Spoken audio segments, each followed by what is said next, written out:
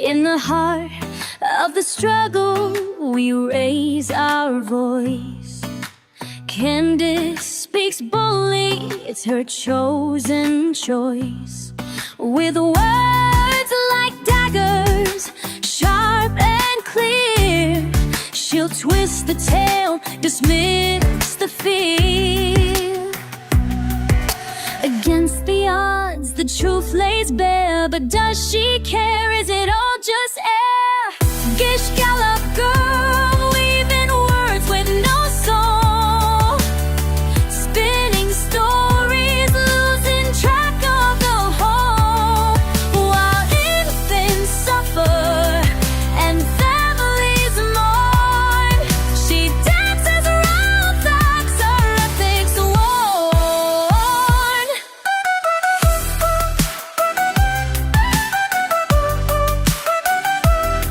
Rotavirus lingers, a shadow on the young.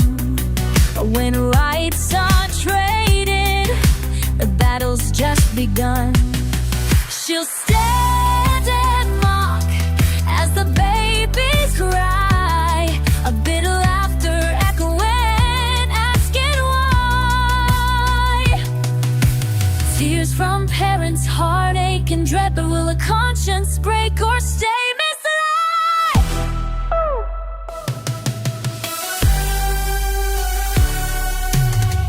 Gish Gallop girl, weaving words with no soul, spinning stories, losing track of the whole. While infants suffer and families mourn, she dances around facts, her ethics worn. In this game of rhetoric, who will remain? Gish Gallop girl, a joker in pain.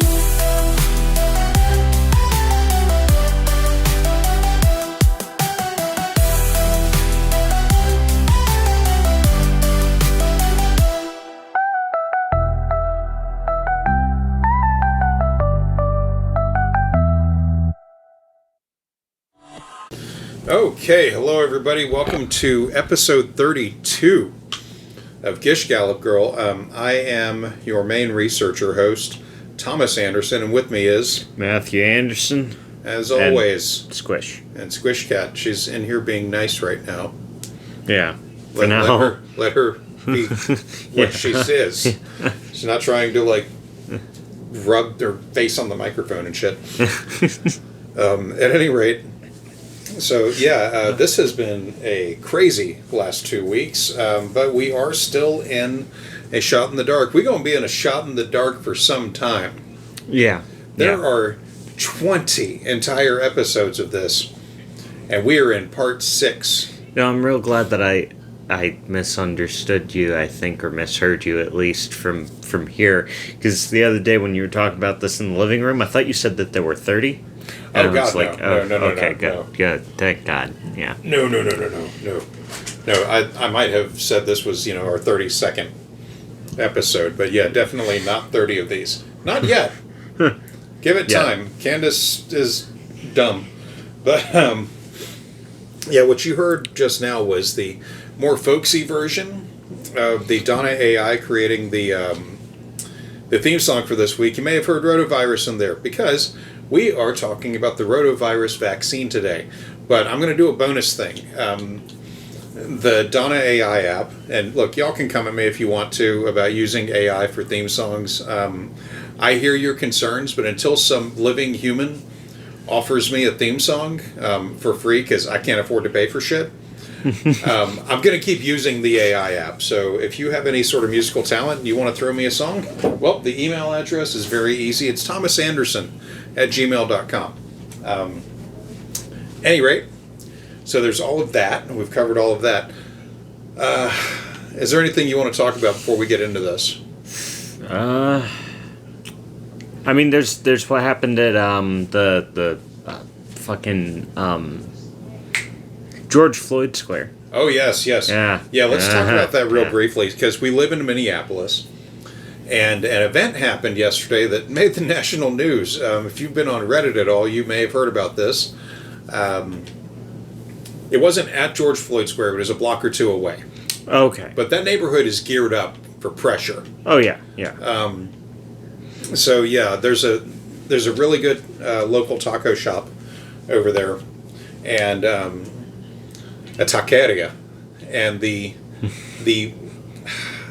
Homeland Security decided it would be a good idea in Minneapolis, near George Floyd Square, to perform a raid on this taco shop in full battle rattle with the fucking God. APC. Yeah. And have all these dudes show up with outfits that just said Homeland Security. Their faces were covered, like full balaclava, full like head covering, full battle. Like these dudes pile out. Now this is, like I said, this is a neighborhood where everybody saw these guys coming from like several blocks away. Yeah. And the neighborhood converged. The cops weren't told. The local cops weren't told. The Minneapolis Police Department had to show up to keep shit civil. Yeah. There's tons of videos about this from people that were there. They've uploaded a ton of them. I'm glad nobody was killed. Yeah. The Homeland agents did use mace on one person. Mm-hmm. And they were seen to, as far as I'm aware.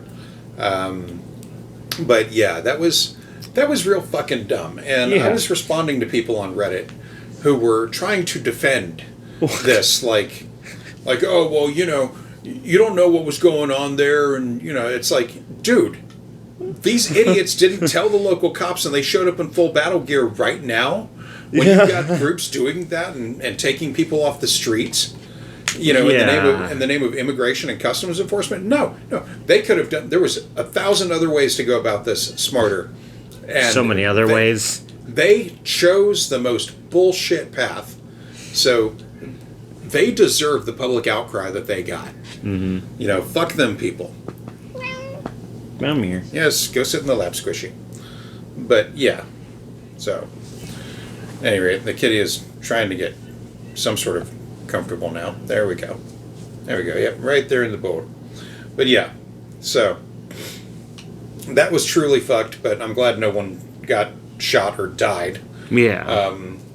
Because believe me, had they shown up like that and killed a bystander, they would have found out how much people don't give a shit about their guns. Yeah. They would have got swarmed. Yeah. Yeah, because that neighborhood takes no fucks from anybody. Yeah, no. They've already been tear gassed one too many times. Well, what was funny was that they had the new sonic crowd control guns. Yeah. Well, you know how you defeat those? Here's a pro tip: cardboard. Yeah. You can approach those things with a cardboard shield and be mostly fine. Millions of dollars of technology defeated by fucking cardboard. Well, that's something that the Aussies, when everybody was sending Ukraine weapons and stuff, well, Australia sent in theirs, and everybody was just kind of like, Australia, why the fuck did you send them paper airplane IEDs? They're like, you just give them a real good throw, and they're undetectable by everything. Oh, yeah. And when they hit their target, they can take out a tank. Oh, yeah. They're like, why did you guys develop these? Now, you know what Ukraine did recently in the war? You know, Putin's obviously, like, trying to slow walk the whole peace process and riding it out as long as he can. Of course, yeah. Well, Zelensky said, well, fuck this. And Ukraine used their drone army to attack nuclear sites in Russia and destroy infrastructure and airports and shit. Like, they did a blitzkrieg just overnight. And it was such a brilliant move that it's now made it into, like, the annals of war history as a tactic that, you know, that they're trying to figure out how the fuck did they pull this off. Like,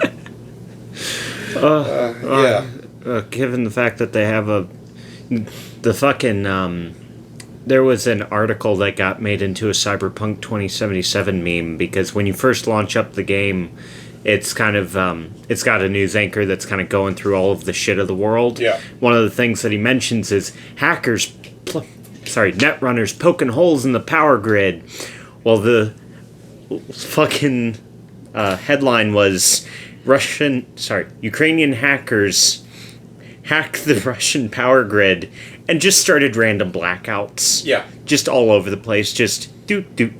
Mm-hmm. And it's like, how in the fuck do you let your system be just overrun?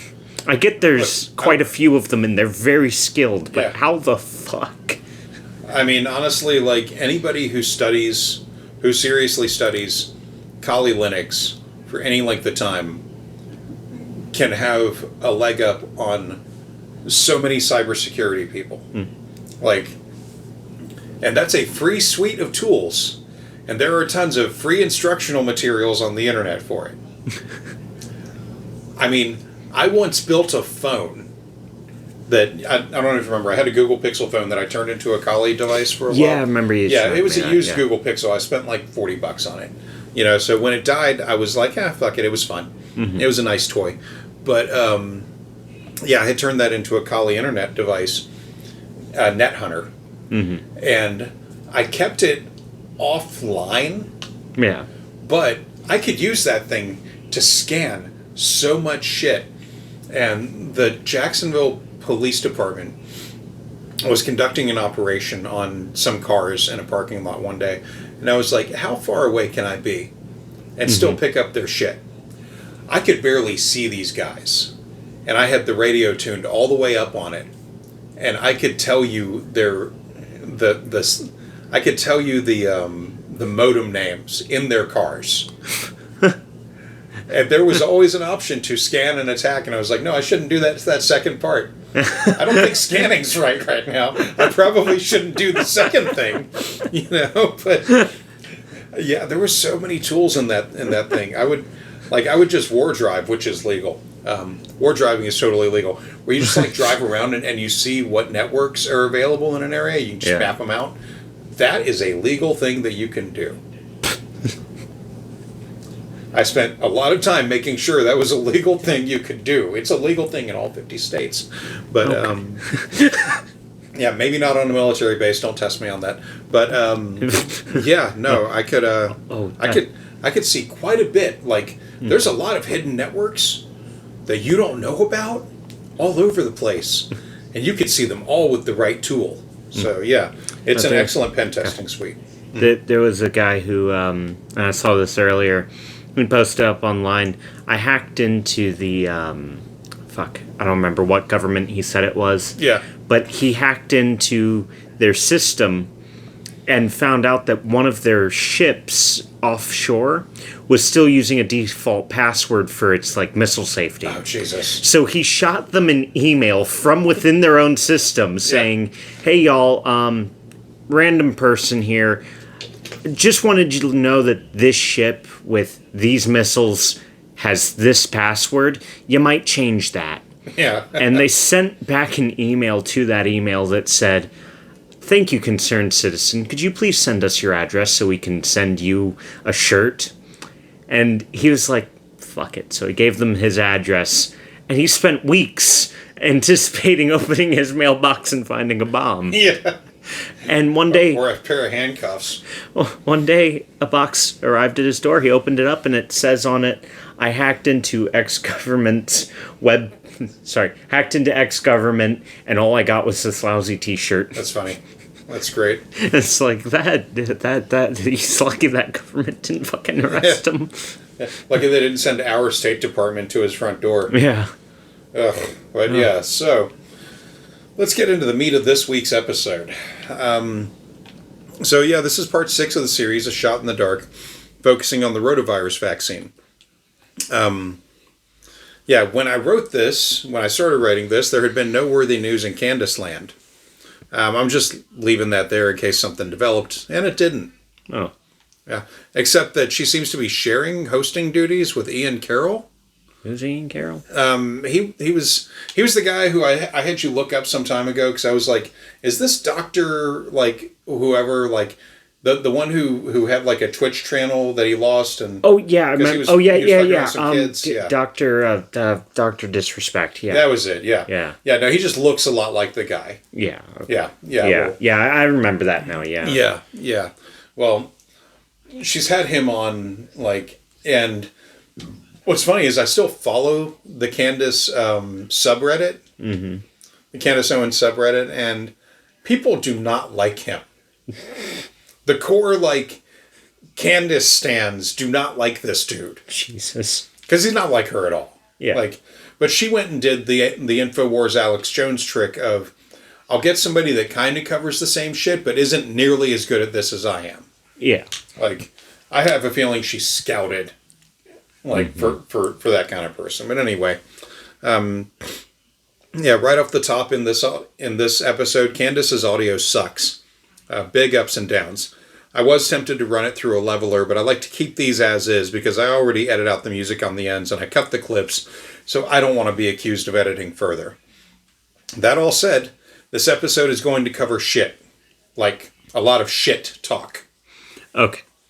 As in human fecal matter shit. Okay, that kind of shit. I thought you were talking about, like, shit talk as in the social thing, not as in... No. You've all been warned. So, on with the first clip. At least it's not penis. All right, guys, welcome to episode 6 of A Shot in the Dark, and today we are talking about the rotavirus vaccine. All right, so you guys know this one is 3 doses. It's oral doses that are given to your child at 2 months, 4 months, and 6 months. And I think this one might rank chief among just my favorite in terms of just the common sense failure. Once you begin looking into this, you just go, what the heck? So let's begin this journey. All right, so let's start with the story. So there's a woman, her name was Ruth Bishop. She was an Australian virologist, and her colleagues were hanging out in 1973, having a good time, and they discovered a virus particle that existed in the intestinal tissue of children with diarrhea. So they observe this little particle and they go, and they call it rota. Rota in Latin means wheel, and they gave it that name because it looked like a wheel. So by 1980, they determined that it was the most common cause of severe gastroenteritis in infants and in young children. Okay, there we go. We know diarrhea, it's virus. They observed this particle. It's the rota particle. Let's give it a name. Cool.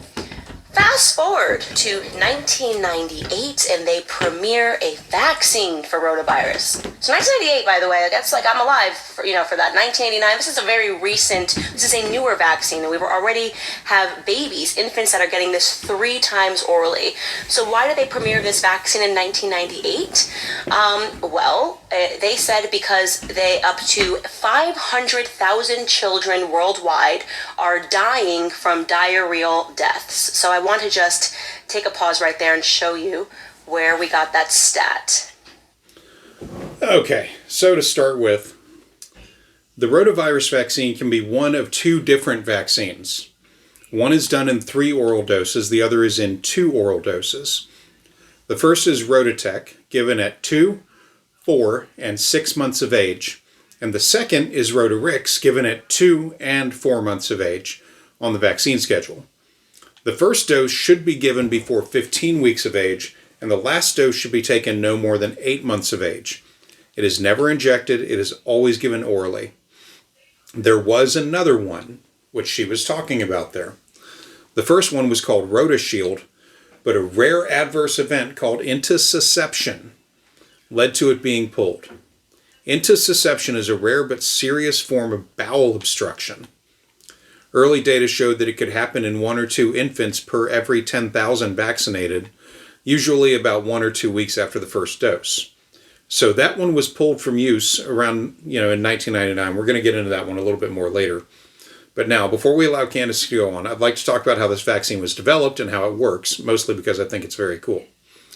Anyway, Ruth Bishop was a virologist studying this as a serious pursuit, along with other researchers around the world. For Candace to say some bullshit like they were just hanging out really does make this sound like it wasn't a big deal when it absolutely was, and in fact it's still a major issue. In her simplistic way, however, she did get it right that the virus itself was called rota because it resembles a wheel.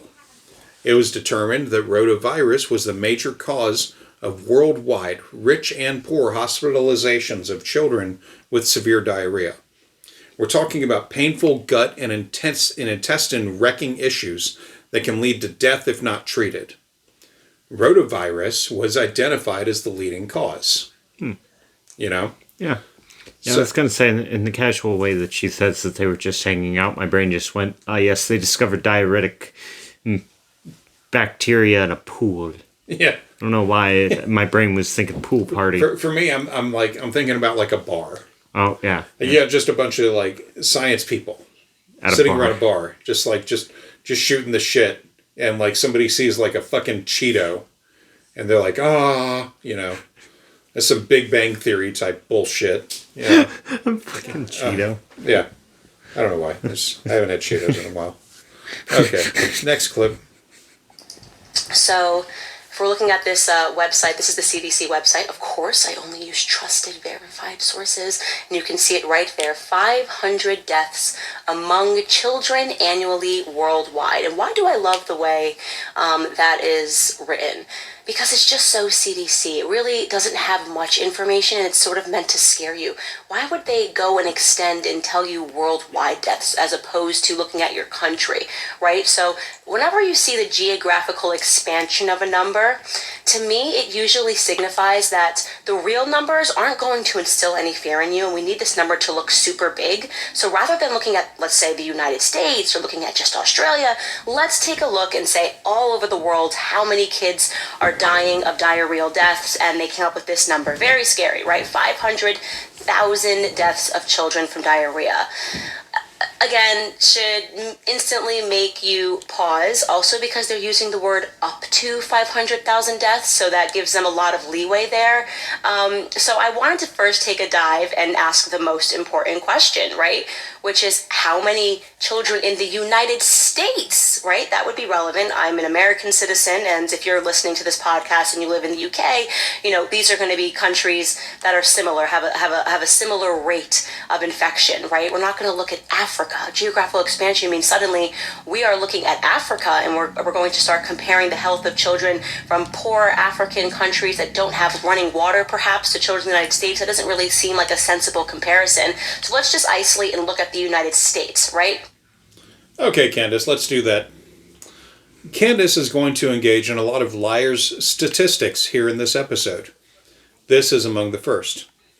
First, rotavirus itself causes about 185,000 to 215 deaths each year, with most of that in the developing world.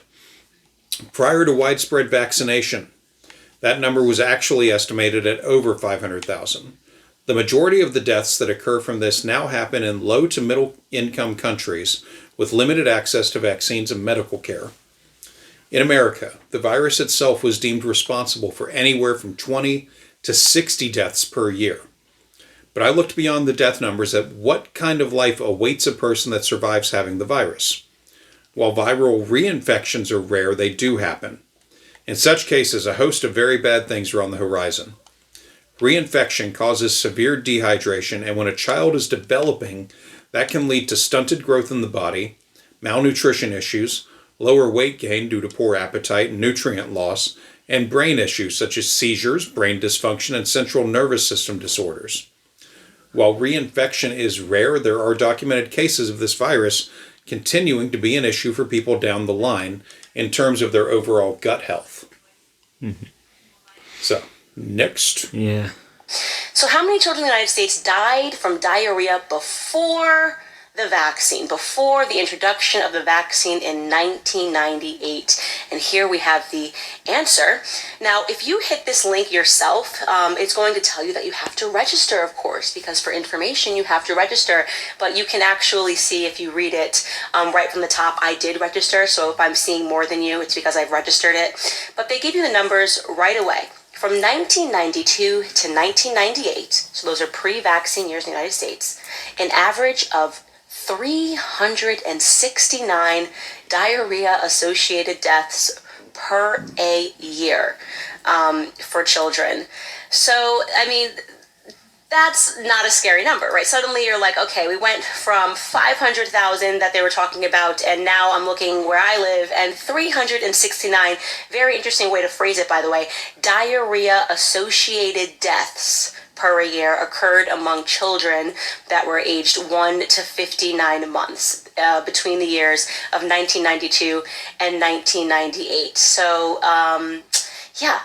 Works out to about, by the way, these are some rough estimates for you guys. The population of children in 1998 is approximately 19 million. So that means that if you were a child in 1998, you had a 0.0019% chance of dying of a diarrhea-associated death, whatever that means. Another reason why this one really gets me is because, first and foremost, I didn't have to get this vaccine, right? And so you just ask yourself the simple question, how many kids did you know growing up that died of diarrhea? It's a question for you guys. How many kids do you know that died of diarrhea? Like, what in the neighborhood were you just like, oh, this kid got diarrhea, he just died? He just died last night because he had diarrhea. It's like it doesn't even register in your brain as a plausibility that this was a big problem. We grew up, tons of things going on. This was not a major issue. Go ask your parents. Say, hey, mom, just out of curiosity, how many kids do you know, infants in particular, that just were dying of diarrhea in the 90s? And they will look at you like you have 22 heads, and the majority of them will have no idea what the rotavirus even is, because again, this didn't exist. This one just came, it arrived, and now all of a sudden your infant needs 3 doses of this. There you go, say something. Firstly, as a child, while I don't remember anybody dying of rotavirus, that's probably because I didn't know fucking anybody, and nobody just goes around pining about how their infant died from the fucking rotavirus. Yes. Bobby Hoogie didn't shit himself to death. That doesn't, nobody. That's nobody mentions that. Yeah, that's like he took sick and died, y'all. It's so weird. He was so dry. Like what? No, that doesn't. Oh God, I tested the viscosity of that shit last week, and it was all right. So yeah, we just talked about this, but Candace downplaying how serious this is, or how serious it can be, shows a complete lack of understanding here.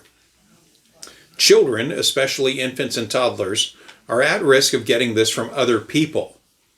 Rotavirus spreads by people handling any amount of fecal matter who then do not completely sanitize their hands or contact surfaces.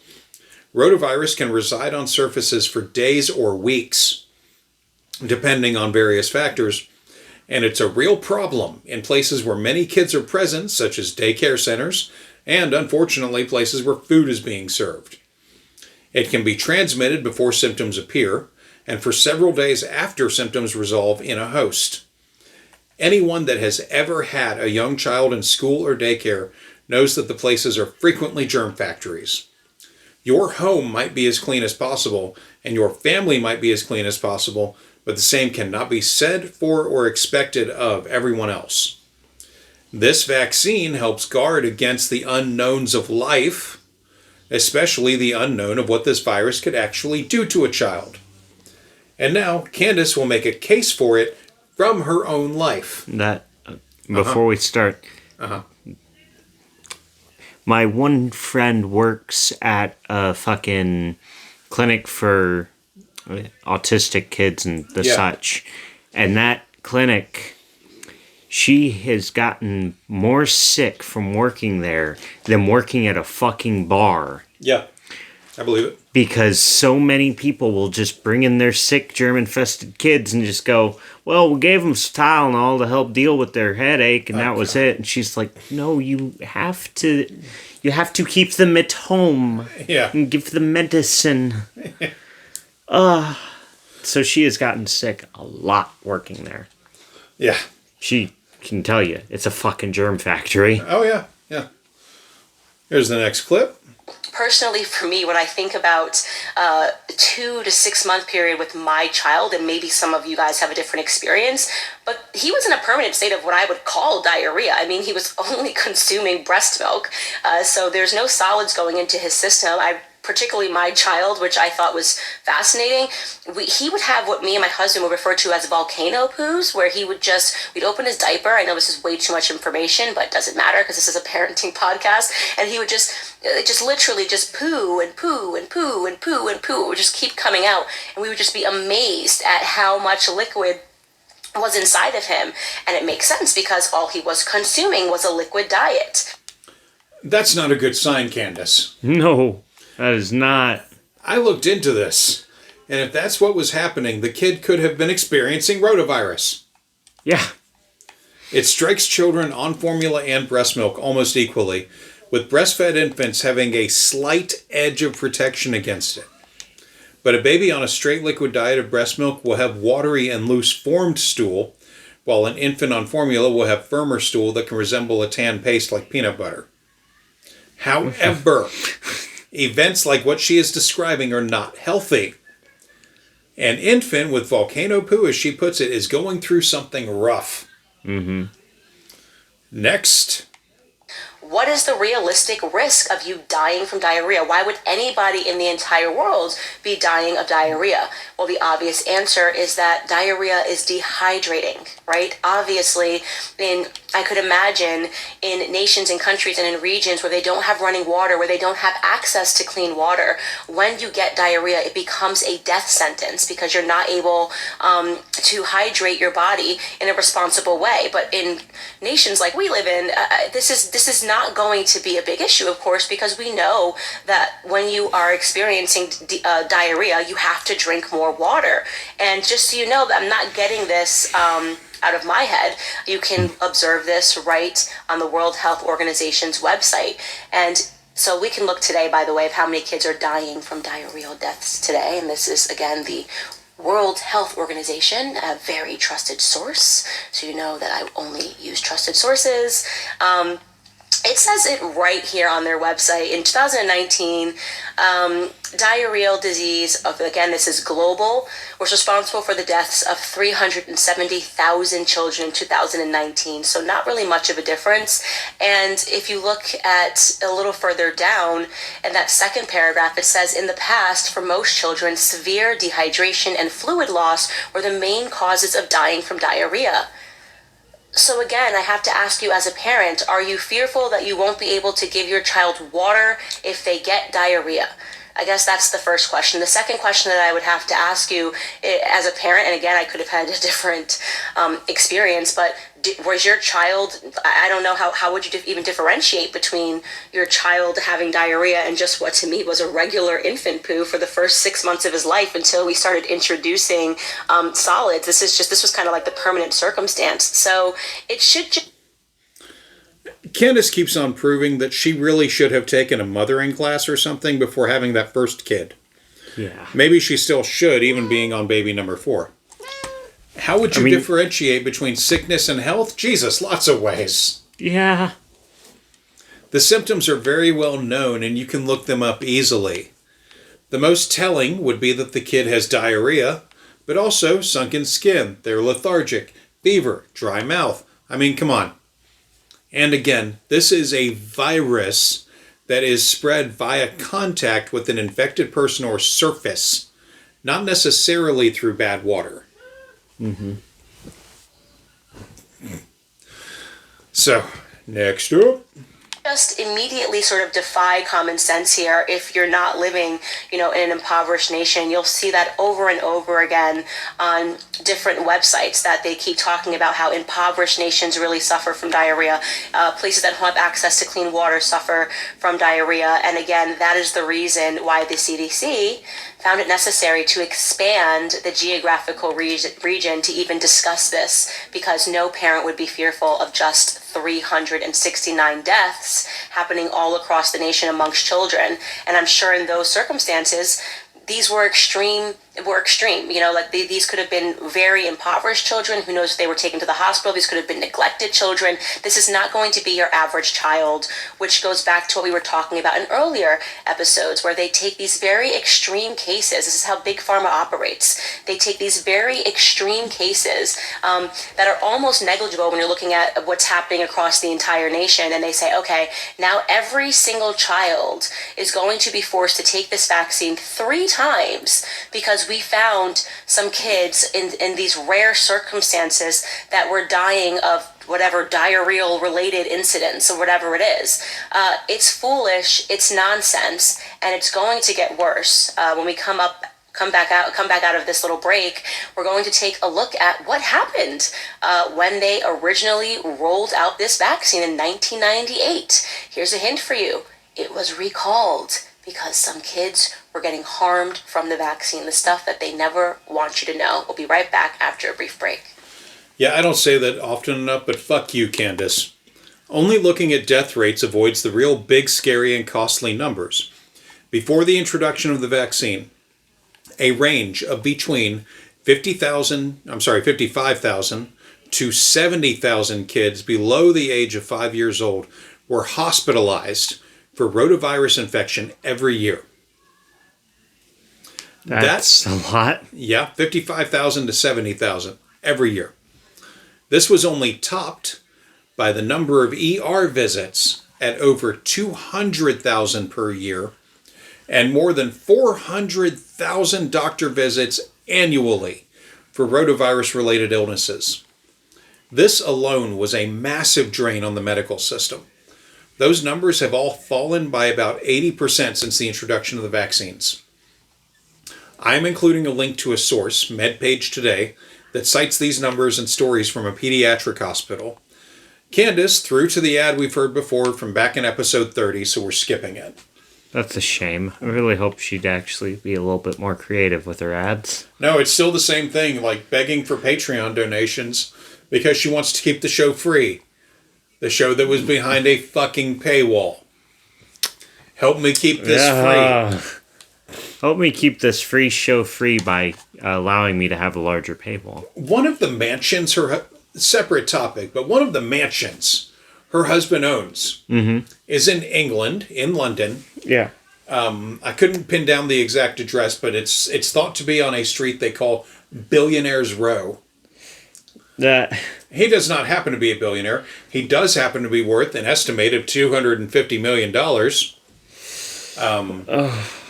But yeah, I think I'm pretty sure I get into that shit later. But yeah, he's worth. Yeah, they have one of their mansions is worth $55 million. Fucking hell. Yeah. So yeah, I don't want that place, but anyone that has lived that life does not know what normalcy is. No. Yeah. So anyway, next up, after the break, Candace gets into... All right, guys, we're back. So thank our lucky stars that the CDC and Big Pharma were able to identify a basically non-existent problem in the United States, and they rushed to create a vaccine to solve this problem of babies getting diarrhea, children getting diarrhea, and they sent out this vaccine. And what happened? Well, it happened to make some infants' bowels fold onto itself, and it was immediately recalled. And that, by the way, is admitted right on the CDC website. Again, this is stuff that's going to be in recent memory, so this is after the .com boom, so they can't just obscure and hide these big things that happen. So you see it says right here on the CDC website, a vaccine to prevent rotavirus gastroenteritis was first licensed in the United States in 1998, but was withdrawn in 1999 because of its association with intussusception. Intussusception is a type of bowel blockage when the bowel folds onto itself like a telescope. Wow.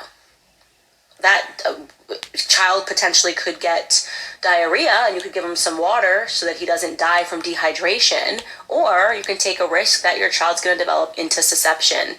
And then it goes on to say that second-generation vaccines were licensed in the United States in 2006 and 2008. So here's what's really interesting. Okay, so we discussed that at the top, that the side effect here was rare but serious, so that vaccine, RotaShield, was pulled. I looked into how frequently this happens with infants on the 2 current vaccines that we've discussed. The numbers are much lower. VAERS received less than 1,000 reported cases since 2006, with the range of cases being less than 1 per 100,000 children vaccinated. That's better than 2 in 10,000 from the previous vaccine. That all said, intussusception is serious, but there is a treatment for it. The first method of treatment is to put the kid on an IV and do an air enema and then a water enema. In 90% of cases, this resolves the problem. If it falls into the lesser 10%, surgery is done immediately with an observation period following. Most of the time, there is no recurrence or further issue either way. Again, that is less than 1 in 100,000. It was like 0.79 kids per 100,000 will develop this, and 90% of those cases are resolved by blowing air and water up their ass, to unobstruct the bowels. Now, the funny thing, too, about the intussusception, and I'm not sure if we get into it later, I think we do, but it only ever occurs, when it occurs, it only really ever occurs after the first dose. Okay. It doesn't return. Kids who get the second and third doses that didn't get that problem, they don't get it. So it's just a first dose issue and it's treatable. Yeah. Yeah. Well, that's good. Yeah, it's treatable. There is a treatment plan if there's an oopsie. So yeah. Yeah. But anyway, next clip. Had a Zoom call earlier, so you guys know, those of you that are giving on Patreon, that we have different levels of contribution for those that opt to give to keep this podcast going.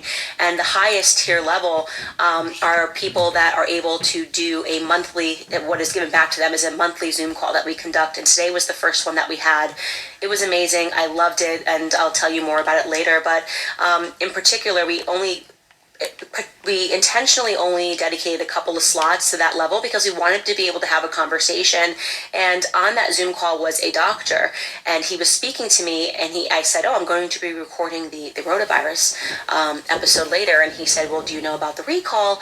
And he started telling me about during that time how furious so many doctors and people were about this recall, because it was very obvious from the clinical studies that intussusception was an actual risk. And then he said once they recalled it and people were going, hey, what the heck, you knew this was a potential risk, they kind of came back, the experts, and they said, oh, well, we just assumed and thought that the benefits here outweigh the risk. So we made the decision to go ahead and roll this out and not really talk about that potential. And then what happened? These babies got sick. Okay, so the actual truth is the one that was released in 1998 was known as RotaShield. We've talked about that. Yeah. In the clinical trials, there were over 10,000 doses administered, and 5 cases of intussusception were among those 10,000. Almost 5,000 cases of placebo were given, with 1 case of intussusception in that group.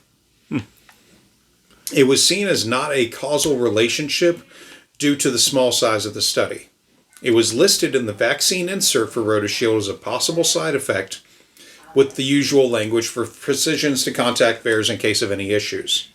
It was only on wide adoption of the vaccine that intussusception became linked to the vaccine.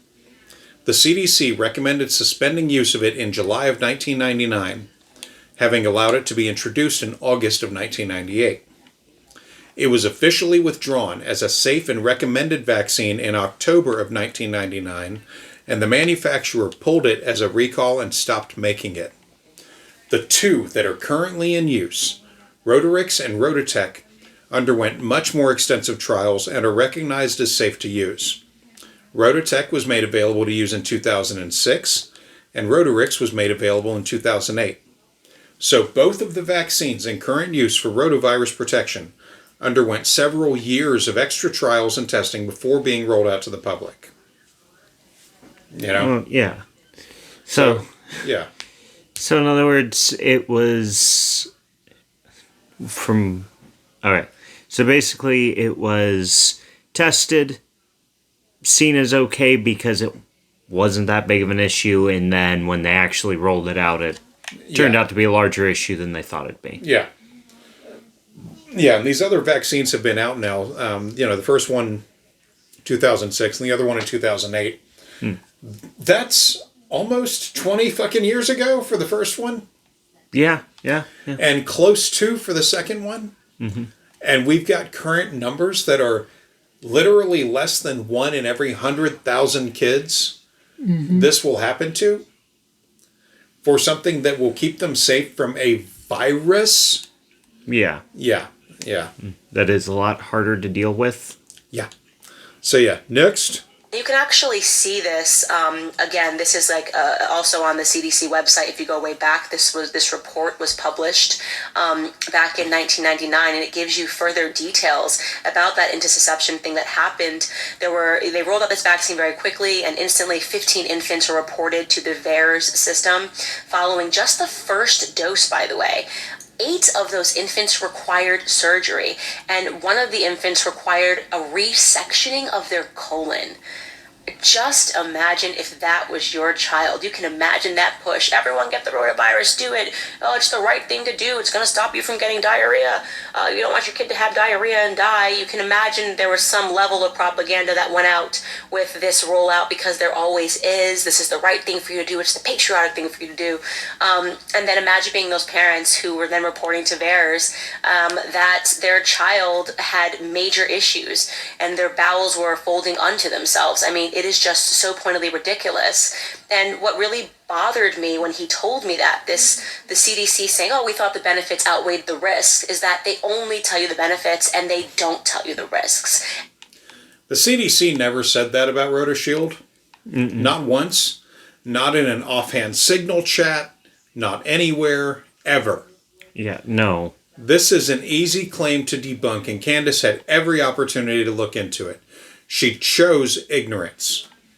What I will say and acknowledge is that as regards the 2 current vaccines, Rotateq and Rotarix, the CDC and the WHO have said jointly that the benefits on these outweigh the risks associated with them. Now, because this is Candace, she's going to use this for an old whipping boy of hers. And we just saw this with COVID. We saw this in the form, and I bring this up all the time, of the women that were saying for months that their menstruation was being impacted by the COVID vaccines, and they all but refused to acknowledge it, pretended that it was non-existent. We weren't given access to the risk. We were just told benefit. And then finally, months later, it just became undeniable because we reached critical mass, and too many women were saying, no, this is impacting our menses. And what happened? Then they acknowledged it, and they said the same thing that this doctor told me that they said back in 98 or 99. Well, we just thought, that wasn't what we were looking for. We just felt that, the benefits were greater than the risks. And they constantly make those assessments on our behalf. We are not allowed to make those assessments on our own, because the information that we would need to make those assessments is being withheld. And so it just infuriates me to hear that this has been going on for so long. Obviously, in 1999, I was 10 years old and not paying attention to this saga. And again, I wasn't required to get the rotavirus vaccine, so it just was not at all on my radar. I don't see why she felt the need to qualify, having been a child at the time the first vaccine was introduced. But whatever. Moving away from that to the COVID menstrual issues, initial claims were brushed off in a sense that were recorded. On further review, after the wide rollout of the COVID vaccines, it was found in group after group, small and large, that menstrual cycles in women were disrupted for about 1 or 2 months. And very rarely longer in about half of the women that got the vaccines. This is a subject she keeps coming back to, and it's largely a non-issue. But the way Candace frames it is really shitty, because she doesn't provide any further context than that it disrupted the lives of women. It doesn't serve her version that the changes were temporary and typically resolved within 1 to 2 menstrual cycles. This continues to be the case with booster shots, making periods last about 1 day longer than usual, and resolving usually within the first cycle, but can last up to 4 cycles post-boost. Anything longer than a single cycle is rare. And again, the usual side effect is an additional day or two of bleeding, which still sucks. Yeah. But it is better than catching a lethal mutation of COVID-19. Yeah. But now it's time, of course, for Candace to get the FDA insert wrong. Again? Oh, she hasn't even gotten to the insert yet. She was talking about the other insert for Rotashield. Also, the CDC, they almost never tell you that something's harmless. No. They usually go, okay, well, this might harm you. Here's how it might harm you, and we recommend you take it, but also just be warned. Yeah. It might hurt you just a little. Yeah. Yeah. So yeah, keep in mind that there are 2 available options for rotavirus vaccine. Rotarix or Rotateq. Speaking of risks and benefits, let's jump right into the FDA insert because this is insane. I mean, this is just one of those ones where there is so much risk associated. There is just not this much risk associated with getting diarrhea. Just drink some water, guys. Drink water, right? And yet, what is on this FDA insert? My goodness, am I glad that I did not give my child this vaccine series. I mean, this is just insane. We can jump around here. There's so much here, but I guess what I'll do is I'll first draw your attention to this section, which I just found to be very, very bizarre. And this is under 5.5, shedding and transmission.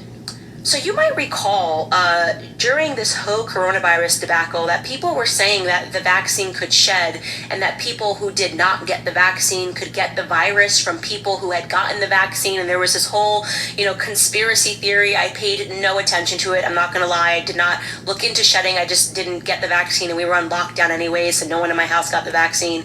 But you started hearing people talk about vaccine shedding and the press came out and said, this is a conspiracy theory. Well, apparently it's not a conspiracy theory when it comes to the rotavirus vaccine. This is a section that says shedding and transmission. And it says it spells it out for you right here that it is a plausibility that this vaccine can shed to people. Here is the sentence. I'm going to read it to you exactly. Transmission of vaccine virus strains from vaccinees, people who got the vaccine, to non-vaccinated contacts has been observed post-marketing. I'm fascinated by that.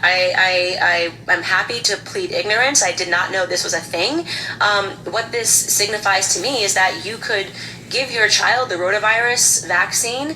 The virus strain that exists in the vaccine could potentially spread to people that are not vaccinated. So I'm trying to understand how it makes sense to get a vaccine and then the virus strain that is in the vaccine then spreads to people that are not vaccinated. Maybe that's the point. They want everyone to get the virus. But that to me is just very interesting. I mean, they're saying your whole house is, I guess, presumably going to get diarrhea because the virus is being spread to non-vaccinated contacts. I don't know. I'm just putting that out there that I found that to be really interesting and something worth pointing out. Before I get into what I have to get into, what's your thoughts on this? Okay, she clearly doesn't know how the evolution of bacteria works. Right. That's abundantly Yeah. clear, but the fact that she doesn't understand how being a carrier of a virus can make you, able to put it out. That's why people get sealed into clean rooms. Yeah. And nobody except for hospital staff in clean suits are allowed to enter the clean room with the person who has the virus or is immunocompromised and can't risk being around people normally, because if they are, they might catch whatever random fucking thing is on the person with them. Yeah. Whether that person has been vaccinated from something, and so thusly they are just naturally a carrier of it, or they bumped into some Joe Schmo in the hallway and now they've given their loved one a hug who is immunocompromised, who now goes, oh, I don't know what this is. Well, here's the thing. The COVID vaccines were among the mRNA vaccines. Okay. They did not include a live viral component in them whatsoever. Okay. It is literally impossible to get a COVID vaccine and shed COVID virus. Okay. That cannot happen. Now, it can happen if you have COVID and you get the vaccine, then it's not going to matter. You're going to be shedding the virus anyway. Yeah. But if you don't have COVID and you get the vaccine, you're not shedding shit. Okay. Yeah. Now, I have got a lot of material about this one thing. A lot of it is pulled directly from the vaccine insert. Oh, perfect. So for this one, she is reading from the Rotateq insert. I had to pull up both and read them to see which one she was on. Anyway, what Candace is not telling you is that this is a pretty large section of the insert. I'll be linking to both Rotateq and Rotarix in the show notes for the inserts directly from the FDA. But this section, 5.5 of the Rotateq insert, breaks down how shedding was observed in testing. Virus vaccine shedding happened in about 12% of subjects in phase 1, 0% in stage 2, and literally 1 person in stage 3, which was 0.3% of the group of 360 individuals. The vaccine insert doesn't stop at the one sentence she read.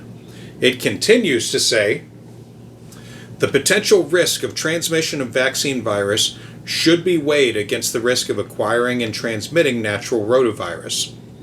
Caution is advised when considering whether to administer Rotateq to individuals with immunodeficient close contacts, such as individuals with malignancies or who are otherwise immunocompromised, or individuals with primary immunodeficiency, or individuals receiving immunosuppressive therapy. As for what she said about COVID vaccines making people that got them shed COVID-19, we just talked about that. It's total bullshit. So, let me go through all my material that I wrote about that, because I wrote quite a bit. But if you did get COVID-19, you were asymptomatic. Okay. If you did get COVID-19, you could shed it, possibly without knowing it, if you were asymptomatic. But neither Rotarix or Rotateq are mRNA vaccines. They are partly a live viral load. So it is weakened severely and just live enough to train the immune response. Rotarix is from a single human strain known as G1P1A, and it is given orally in 2 doses, while Rotateq is from both human and bovine sources. That's a while, okay, right? Yeah. And is given in 3 doses. Shedding the virus in the case of Rotateq or Rotarix happens only in poo. It doesn't shed through breath or skin contact, but given how often babies poo, this can be a concern if someone with immunocompromised systems is around them during the time of doses or up to 7 days after dosing in any phase. Okay. So this isn't in the inserts, but it is a known aspect of these kinds of vaccines, and any medical professional should be able to pass that information on. Yeah. Candace continues, of course. Because of course she does. I also want to go down to 5.8 because, as usual, you'll find this on most vaccine inserts that, hey, you could get this vaccine and it may not protect you at all against the rotavirus. I love that very clear disclaimer. Rotateq, which, by the way, is one of 2 vaccines that are administered, Rotateq may not protect all vaccine recipients against the rotavirus. Great. Glad I am going to take on all of these risks because you think that I might die of diarrhea because I'm incapable of drinking water, I guess, or incapable of giving my child water, even though their diet is 85% water, I believe. We can look that up. I'm pretty sure breast milk, Savannah, if you want to look that up quickly, I'm pretty sure breast milk is 85% water, which is why my son never got dehydrated despite his, as we have affectionately named it, more than 80% water. Yeah, maybe that's the reason why my son never, ever got dehydrated, despite his very frequent, as we refer to it affectionately, volcano poos. I feel like that shouldn't be an affectionate term. That should be a term that goes, maybe we should take this to the hospital real quick and, make sure it's okay. Yeah. Congratulations, Candace. It sounds like little Georgie had rotavirus. Yep. I'm glad he survived, and I hope he uses this information to act appropriately when he is an adult and goes to therapy. Candace isn't done yet. She continues with adverse events from the Insert For Rotateq, which is listed as adverse reactions. All right, guys, so let's jump into these adverse events. And this is where things honestly just get scary. And it's just something that I can't even believe. This is under section 6.1 on the FDA insert. It tells you that the most frequently reported adverse events are bronchiolitis, gastroenteritis, pneumonia, fever, urinary tract infection. It tells you, and this should stand out to you, that deaths, right? Across clinical studies, 52 deaths were reported. The most commonly reported cause of death was sudden infant death. We are going to do an episode on that later, the sudden infant death that started appearing with infants, and taking a look at how they changed the name of what that used to be called. The most commonly reported death being sudden infant death should be very alarming. What they always try to do in these FDA inserts is offset the deaths that are reported by saying this many deaths are reported in people that were given the vaccine and this many deaths were reported in people that were given the placebo.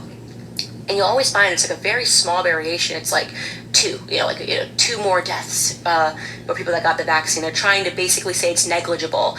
And of course they control the study. So we have no idea if it's true. I highly doubt it. And so they're just saying, it's relevant that yes, your infant has a chance of dying from this vaccine, and they are admitting that, okay? That is the most important takeaway. They can give your infant this vaccine and they can die. Okay, what are your chances, as we've already spoken about before, of your infant dying from diarrhea? Very small, as we've already examined, right? And that's across children up to 5 years old. Forget infants that we're talking about, which have to take 3 doses of this crap. Okay, before she goes on, let's discuss, as we do, what Candace is not telling you, or as she herself might say it, pay attention to the dog that isn't barking. Gods, I wish I could get my hands on her fucking student records. There's no fucking way that she was a good student in college. Anyway, what she isn't saying here is that in section 6.1, it says 71,725 infants were evaluated in 3 placebo-controlled clinical trials, including 36,165 infants in the group that received Rotateq, and 35,560 infants in the group that received placebo. Parents and guardians were contacted on days 7, 14, and 42 after each dose regarding intussusception and any other serious adverse events. The racial distribution was as follows: white, 69%, nice, in both groups. Hispanic American, 14% in both groups. Black, 8% in both groups. Multiracial, 5% in both groups. Asian, 2% in both groups. Native American, Rotateq, 2%, placebo, 1. And other, less than 1% in both groups. The gender distribution was 51% male and 49% female in both vaccination groups. Because clinical trials are conducted under conditions that may not be typical of those observed in clinical practice, the adverse reaction rates presented below may not be reflective of those observed in clinical practice. Serious adverse events occurred in 2.4% of recipients of Rotateq, when compared to 2.6% of placebo recipients within the 42-day period of a dose in the Phase 3 clinical studies of Rotateq. The most frequently reported serious adverse events for Rotateq compared to placebo were bronchiolitis, which she discussed. Bronchiolitis was 0.6% in Rotateq and 0.7% in the placebo group. Gastroenteritis, 0.2% in Rotateq, 0.3% in the placebo group. Pneumonia, same, 0.2% in both groups. Fever, 0.1% in both groups. And urinary tract infection, UTI, same, 0.1% Rotateq and placebo groups. So those were all the same. deaths. Across the clinical studies, 52 deaths were reported. There were 25 deaths in the Rotateq recipients compared to 27 in the placebo. The most commonly reported cause of death was sudden infant death syndrome, which was observed in 8 recipients of Rotateq and in 9 placebo recipients. I realize this was a lot of information, but that was directly from the material. Out of almost 36,000 children in either group, 25 and 27 died. In Rotateq and placebo, 25 Rotateq, 27 placebo. The insert breaks down how and why, except in the cases of SIDS, of course, which is death with no known available cause. But Candace has more to say, of course. Of course. Another risk that is listed clearly is seizures. They observed 10 of them, febrile seizures, following the week after vaccination in phase 3 trials. 42 days after vaccination, they observed 33 seizures for people that were given this vaccine. Does this seem like a reasonable risk? Would you risk, to put it simply, seizures and deaths, or would you risk having a bad case of diarrhea and remembering to drink water? I mean, these are the risk assessments that parents are going to need to make. I think currently we are risking a Caesar in office. We're risking Caesar is Caesar in many thousands of years. See, we're risking a Caesar, is what I'm saying. Yeah. Yeah. Well, see, when she says seizure is Caesar, the only thing that comes to mind is I used to work with this kid who would have seizures, and I didn't know this about him until like much later. But he came into work, and he was there as a civ, and everybody was like, "Oh, hey, how you doing, man? You feeling okay?" And he's like, "Yeah, I'm doing fine, And I was like, "Hey, man, how you doing?" And he's like, "Oh, I'm doing okay, but I had a Caesar the other day." And I was like, "Caesar? Was it a good Caesar?" And he was like, "Dude, it was a Caesar." And I was like, "Did you get stabbed in the back a bunch? Was it good? Like, was it a good salad?" And he's like, "No, I'm not talking about fucking salad. I had a Caesar." And I was like, "Huh?" And one of the other coworkers looked at me and was just like shaking their head, "No." And I was like, "Okay." And then I just went with the default response in my head of, "Oh man, that sucks. I'm sorry. I just, I'm a little deaf. I'm sorry." Yeah. And then afterwards, I was like, "What was he saying?" And they were like, he said he had a seizure. I was like, "All I was hearing was Caesar." They're like, "That's all he was saying." I was like, okay. So I wasn't hearing things, and now I feel a little bad because I was giving him a hard time because I was like, "What the fuck? Why are you getting angry at me over a salad?" That's great. So when I'm hearing her say Caesar, all that comes to my head is maybe she did have a seizure. Right? Oh my god. So, yeah, she wasn't kidding about jumping around on the insert material. Mm-hmm. Seizures is a couple of sections down from deaths. Jesus. Now, when you hear the word seizure, I think everyone has probably seen someone suffer one if they haven't had it happen to themselves. It can be terrifying for everyone involved. I've seen it many times. Thankfully, not with anyone I live with directly. Anyway, in this case, we are talking about febrile seizures. I looked this up, of course, and these are seizures that happen because of a fever. They can still be serious, but they usually pass without incident, and they usually are not indicative of larger issues. In all, the study of 36,000 children with and without Rotateq each, less than 0.1% of the kids displayed seizures in either group. Again, that is less than 0.1% displayed momentary fever-induced seizures, which cannot be placed on the vaccine since it also happened in the placebo group. It happened more in the Rotateq group, but not much more. Febrile seizures are not always whole-body seizures. They can present as mild as a stiff muscle or rolling eyes on up to whole-body seizures. There's a range here is what I'm saying. And again, it happened in both groups. And as febrile seizures do, it was transient and did not contribute to the death tolls. Next. It also goes on to stipulate that there were 6 cases of intussusception, and they stipulate that the Kawasaki disease was recorded in 5 of the vaccine recipients. That's a lot of stuff, a lot of very serious events, adverse events that they observed across clinical trials, and it should make you uncomfortable. To me, I look at that and I think, what the heck are we even thinking? I mean, I don't understand how I didn't know this, how I'm sure you listening didn't know this, that you weren't aware of all of these risks associated with something that they're saying is not going to stop you from getting diarrhea. Everyone's going to get diarrhea in their life, right? But they're just saying that it could potentially prevent you from getting diarrhea, but it also could not prevent you from getting diarrhea. So how are we able to examine its efficacy? Anybody? How are we? It might and it might not. So I don't know what to tell you. Okay.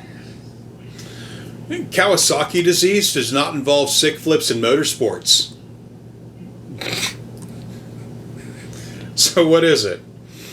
Kawasaki disease is a rare illness primarily affecting children under the age of 5, characterized by inflammation or vasculitis of small to medium-sized blood vessels throughout the body, especially the coronary arteries that supply blood to the heart.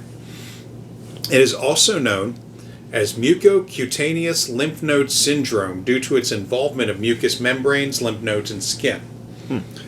The exact cause of Kawasaki disease is unknown. It is believed to result from an abnormal immune response triggered by an infection in genetically predisposed children. It is not contagious and does not spread from person to person. Risk factors include: it mostly affects children under 5 years old. Boys are slightly more likely to develop it than girls. It is more common in children of Asian or Pacific Islander descent.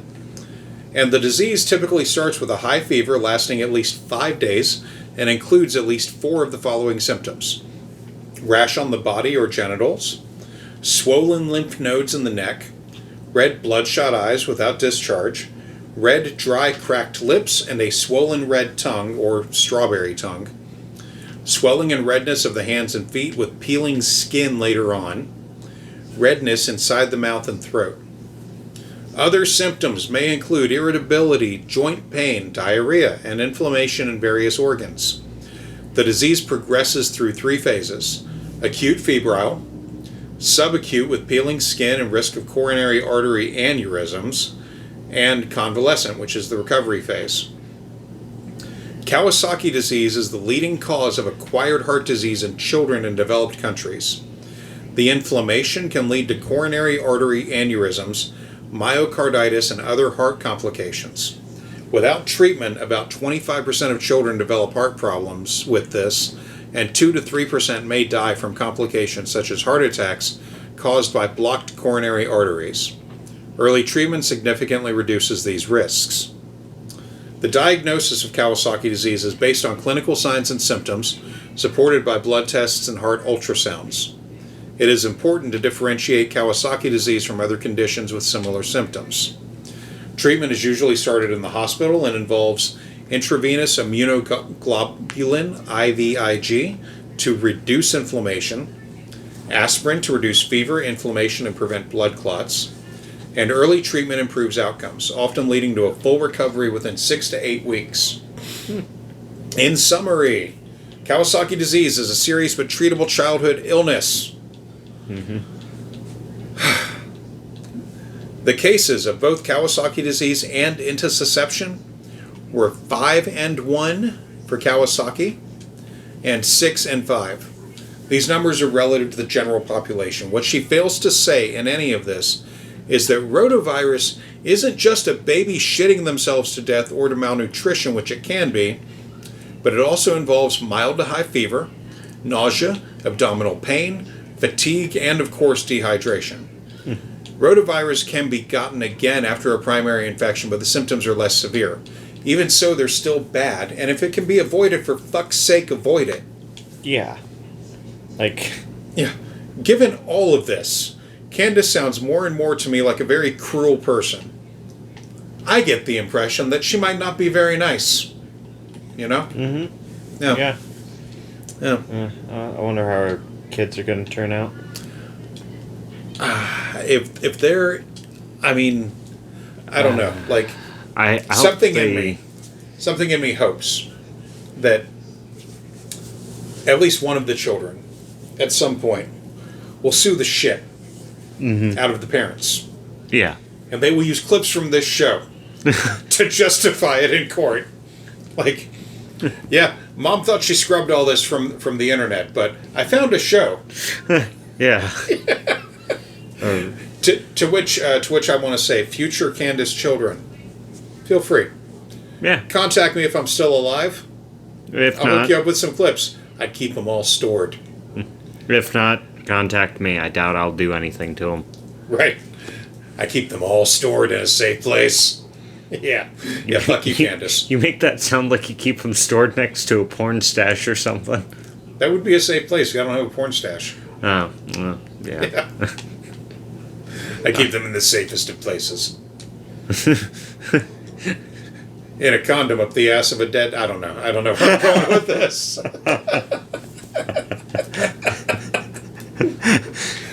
In a condom in a dead tree. No one looks in dead trees. Nor in condoms and dead trees, I No. hope. No. You know what would not be a safe place? What? A couch. Why a couch? Because J.D. Vance likes to fuck a couch every now and then. He'd jizz on... I don't know. That's an old story that has no basis in reality, unfortunately. Until future me kind of hopes it does. You know? I think one of the greatest things that I saw was Vance was giving a speech somewhere, and it was an outdoor speech, and somebody was riding around the borders of the speech area with a flatbed truck and a couch on it. The sign, "Hey JD," like, yeah, that was great. That was there were a lot of great moments during the campaign last year, but that was definitely one of them. All right, here's the next clip. Cool. Also, if you continue down on the FDA insert, this is also something in terms of, which I just find to be very interesting. It says other adverse events, and they have this table. And the number one most reported adverse events from Rotateq, people that were given the Rotateq vaccine, Babies. is diarrhea.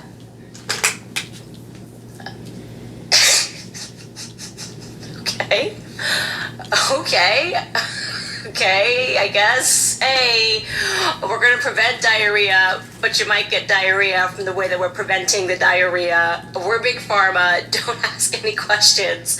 And it says here very clearly, Table 5, adverse events that occurred at a statistically higher incidence within 42 days of any dose among recipients of Rotateq as compared with the placebo recipient. So this is the number one most statistically higher incidence that happened in their own clinical observations, and it's diarrhea. 1,479 recipients, 24% of them. I don't know what to say, guys. I honestly just don't. I have to laugh at that because it's just so ridiculous. In second place, you have vomiting.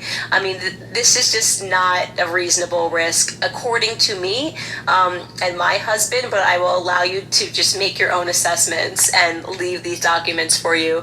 You guys are going to pause right there, and we will be right back, and we will take some questions, and I'll ask you guys a few questions as well. And that laugh is the laugh of a cruel liar, using incomplete stats.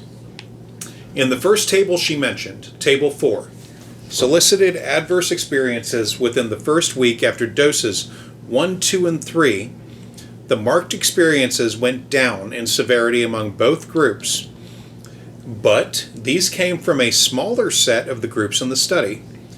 In the total study, about 36,000 people on each side were involved. In these numbers, it says right here in the material that this was a subset of 11,000 infants, 6,000 of which were on Rotateq. So these percentages are not reflective of the whole study. Candace is using liar's stats here to claim this is reflective of the whole. The second table mentioned, Table 5, also comes from the same subgroup of 11,711 infants. Most of the events observed were similar rates, but the percentages she mentioned were further numbers from within this group, up to 42 days after each dose. Candace is presenting things such as the 24% of diarrhea being reported as being from the whole thing, and it simply is not. It is higher in the Rotateq group, but not by much. What Candace isn't saying, by the way, is that in the entire study, the rate of actual rotavirus infection among the placebo group was 11%, and that is taken from the placebo group, specifically the placebo group in Study 6. All of this can be found way down the insert in Section 14 where it is all explained. So to sum that up, in Study 6, 11% of the infants on placebo got rotavirus. The vaccine absolutely did help protect against it for those that got it. Or actually did help protect it against those that got it. The whole thing has been fucking absurd. And of course, Candace went to an ad throw for her Patreon, which I won't play. But now, here's the next clip. Alright guys, welcome back. I already feel like this episode is going by way too quickly. I wish I had time to do this multiple times a week. I first and foremost just wanted to share this with you. So I told you about what is you how my busy top tier with? Patreon donors were able to jump on the Zoom call earlier, and it was just so illuminating.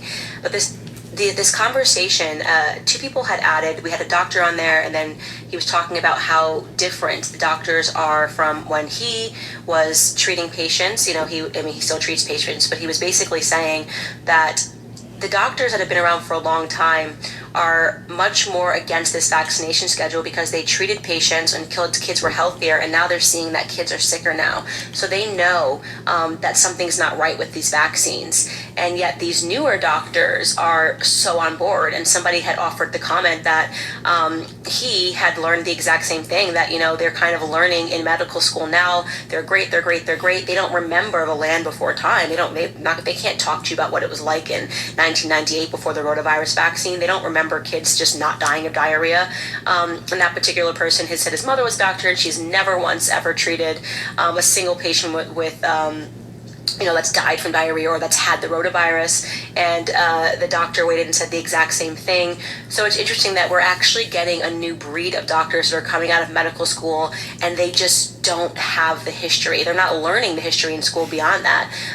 And the doctor on the Zoom call agreed with that. They're not learning the history of vaccines. They're not looking at the statistics of then versus now. They believe that vaccines stopped this, and in most cases we're talking about anaphylactics. So we didn't get rid of diarrhea because of the rotavirus vaccine. We didn't stop children dying of diarrhea across the world. We never had a problem of children dying, a big problem of children dying of diarrhea in the United States. So it's really interesting to just sort of think about that, how with time becomes the erasure, of course, of history, and it's purposeful because it's meant to just make people think this is the way it's always been and this is great, and it's meant to stop us from asking questions. Okay, that of course was a shadow ad for her Patreon, and she really stumbled through it, I think. From what I got from that, she was talking with an alleged doctor that is retired. I wasn't able to get more than what she said there on who this person might be, but scanning the comments of this episode on Patreon, there were only 3 comments, and 2 of them called out the fact that a kid suffering diarrhea attacks needs more than just water. Yeah. But, on to the substance of this. I have a hard time believing that she was talking with an actual doctor here, because the statements were all over the place. It also wasn't clear if this supposedly exclusive Zoom call had more than one person on it, because according to the Patreon, it's not sold as a group chat. Yeah. It's sold as singular, isn't it? Yeah, it is sold as an exclusive call with Candace. To her credit, the links she talks about on this episode are on the public Patreon listing, but one of those links specifically says that vaccines, such as rotavirus vaccine, can help increase resistance to infection. And then it goes on to list several medications that can also help depending on clinical circumstances. That is a link from Medscape, and I'm including it on the links on the show notes. Not to be confused with Manscape. No, which is we don't shill for Manscape. No. They pay for podcast ads. Oh, they do? Oh yeah. I have heard them talked about many times on Kevin Smith shows. Oh, fair enough. Yeah. What's funny is I've always heard them talked about, but I've never used them. Yeah, I can tell you can buy all their products in Target. Yeah. Yeah, because I've gotten them for people. Any rate. Yeah, so one of the other highlights from the linked article can be found in the section marked morbidity/mortality. Mortality from acute diarrhea is overall globally declining but remains high. Most estimates have diarrhea as the second cause of childhood mortality, with 18% of the 10.6 million yearly deaths in children younger than age 5. Further from the article, despite a progressive reduction in global diarrheal disease mortality over the past 20 years, 2 decades, diarrhea morbidity in published reports from 1990 to 2000 slightly increased worldwide compared with previous reports. In the United States, an average of 369 diarrhea-associated deaths a year occurred among children aged 1 to 59 months during 1992 to 1998 and 2005 to 2006. The vast majority of diarrhea-associated infant deaths were reported in 2005 to 2007, with 86% of deaths occurring among low birth weight infants. So we had an outbreak of these symptoms in the years prior to the rollout of these vaccines.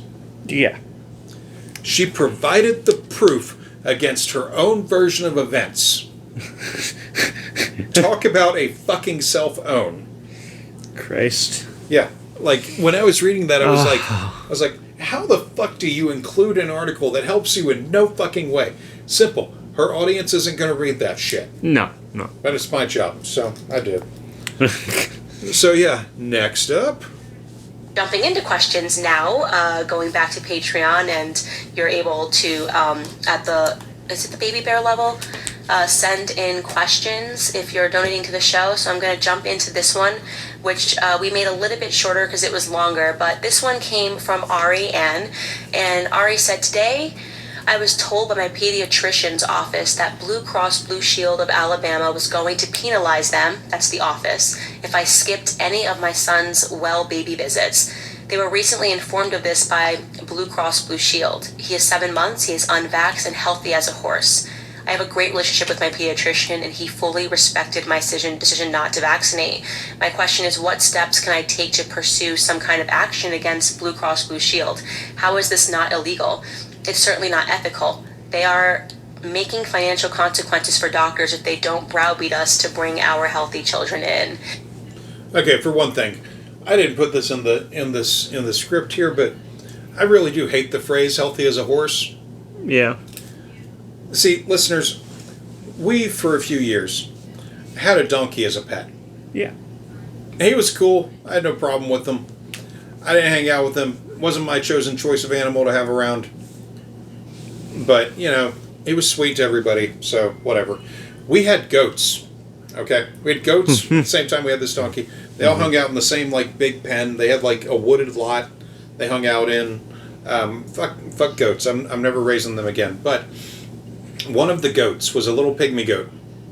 And she would jump up on the back of the donkey, and he would take her over to a low section of the fence, and she would jump over that fucking thing and go into my garden. And I hated them both every fucking time that happened.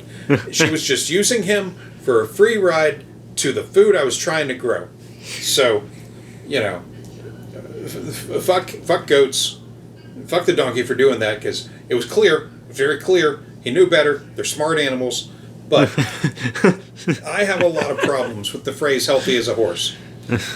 Especially when we're talking about things like vaccines and medication. Anyone that has ever raised a large animal like that, that is honest with themselves and they're trying to keep it healthy, they know you can go to Tractor Supply or a similar type of store and you can buy them all kinds of veterinary medicines. Yeah. If you're as healthy as a horse, does that mean you've had vaccines, you're doing fine? You've got some penicillin in your system? Yeah. You know, you got some ivermectin for your river blindness, for your stomach gut. I mean, oh my God, I just. Are you seen by a medical professional? Yeah. Are you eating a ton of oats? Just so many oats, so many oats that when you shit, they almost look like you didn't chew.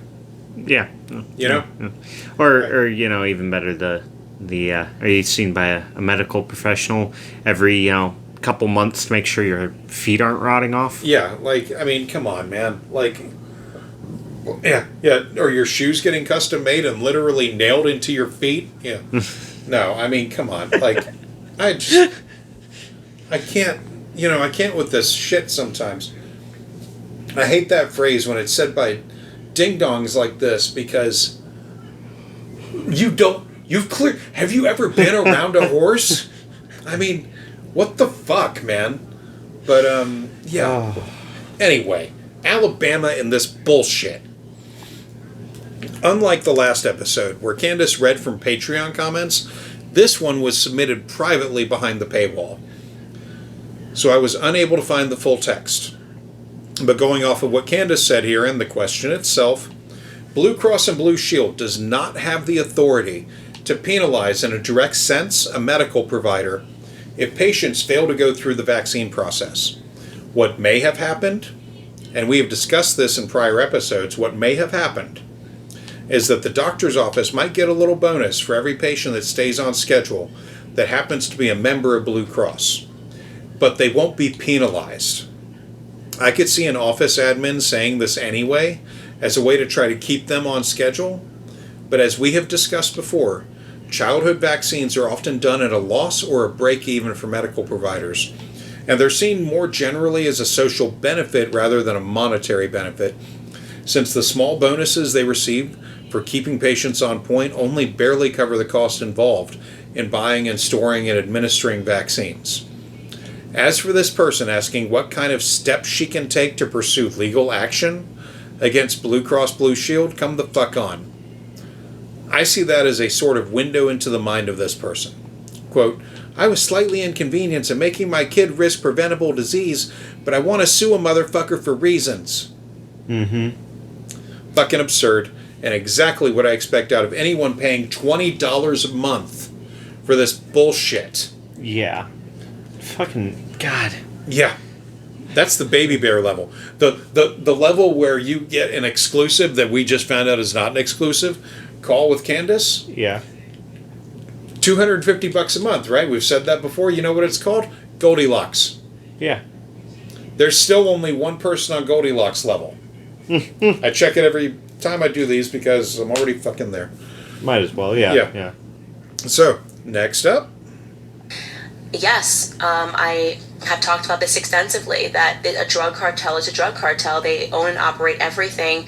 I think that you're going to be seeing more of this squeeze that begins happening as parents become more educated. We are seeing that there is an awakening that is happening where parents are realizing that these people, these institutions that we thought were looking out for the well-being of our children are actually looking out for the well-being of their financial pockets. And in order, as they begin to lose control, they will begin to attempt to tighten their grip. And that's a scary concept, but there's not much that I believe that parents can do other than dropping their insurance and saying, I'm not going to play this game. Regarding what the doctors can do, I think you're going to start seeing a lot of doctors that begin having their own practices outside of insurance companies. So my husband and I actually pay out of pocket to see a doctor. We pay an annual fee, which is really reasonable for our household, and it may not be for others. And they're called concierge doctors. And these doctors are popping up all over the country, which are just not accepting insurance. Like, doctors only have to play the insurance game if they have to accept accept insurance. And to be honest, it's not advantageous for doctors to accept insurance. So that entire system is it's been corrupt from the inside out. It needs to be fixed from the inside out as well. And I think that if doctors began starting their own practices and they could find people that were willing to pay out of pocket in whatever arrangement it is, maybe you say, okay, rather than paying this much money to the health insurance company, I'm paying out of pocket every time I go to the doctor. The truth is, healthy kids don't go to the doctor that much. They could see a ton of patients and people could pay on an individual basis. We're talking about a full disruption of that economic model, which serves absolutely nobody. I think we are so due for that. It is the epitome, the healthcare system is the epitome of what I would describe as the opposite of free market, right? You're not seeing the prices. You're not being able to make any choices yourself. When I walk into a store, I can decide whether I want to buy something there based on, I could say, oh, this shirt is a good looking shirt or a bad looking shirt, or it fits me well, or it doesn't fit me well, or it's way too expensive, or it's not too expensive. That is how a free market society works. The healthcare system is the exact opposite. We have no idea. We're blindfolded and handcuffed when we walk into the doctor's office. We have no idea how much our appointments are even costing because they're billing it back to themselves. They have complete control to just keep paying themselves, and they force the doctors to play the game. So there just needs to be a revolutionary effort from doctors to say no more to this system. And I think that it's going to begin with just saying no more to insurance altogether. I hope that answers your question. Okay, yes.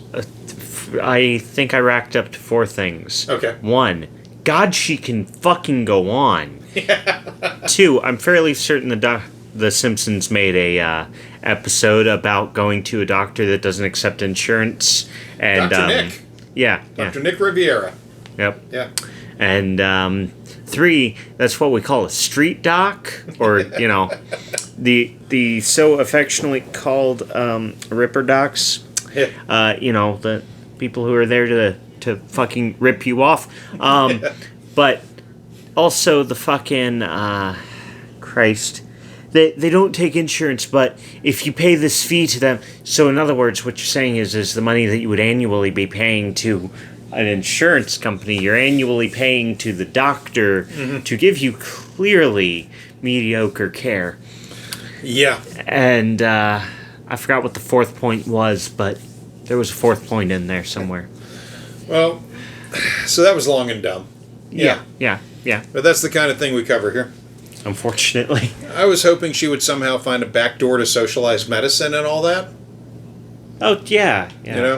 But she chose to rant on the existence of insurance companies who, at the very least, have an interest in keeping people healthy at a young age and throughout life so that they don't have to spend that sweet subscription money on actual care.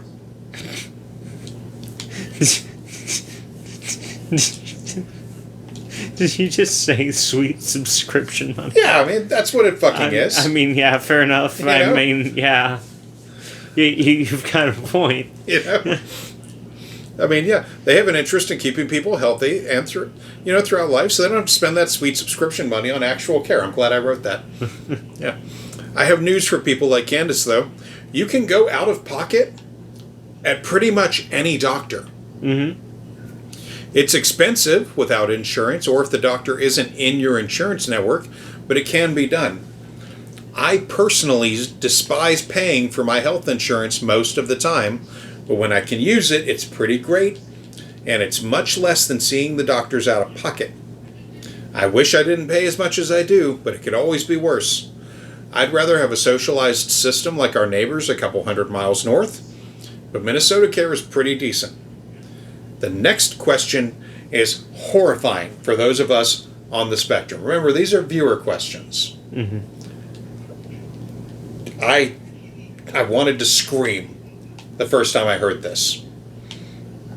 Moving on to a second question that came in from Boy Mama 1022. My 3-year-old is suspected to have autism.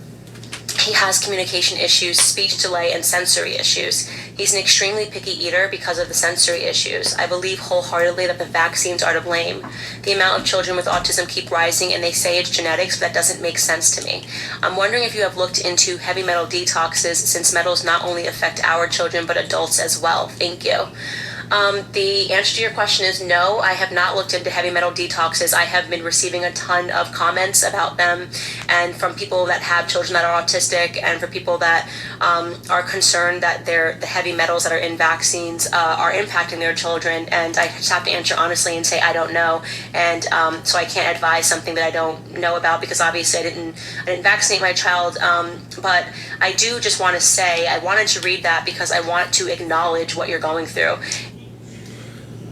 Okay, heavy metal autism. First, autism can be genetic. I'm on the spectrum, as is everyone in my house. 6 of us, 5 of us are directly related.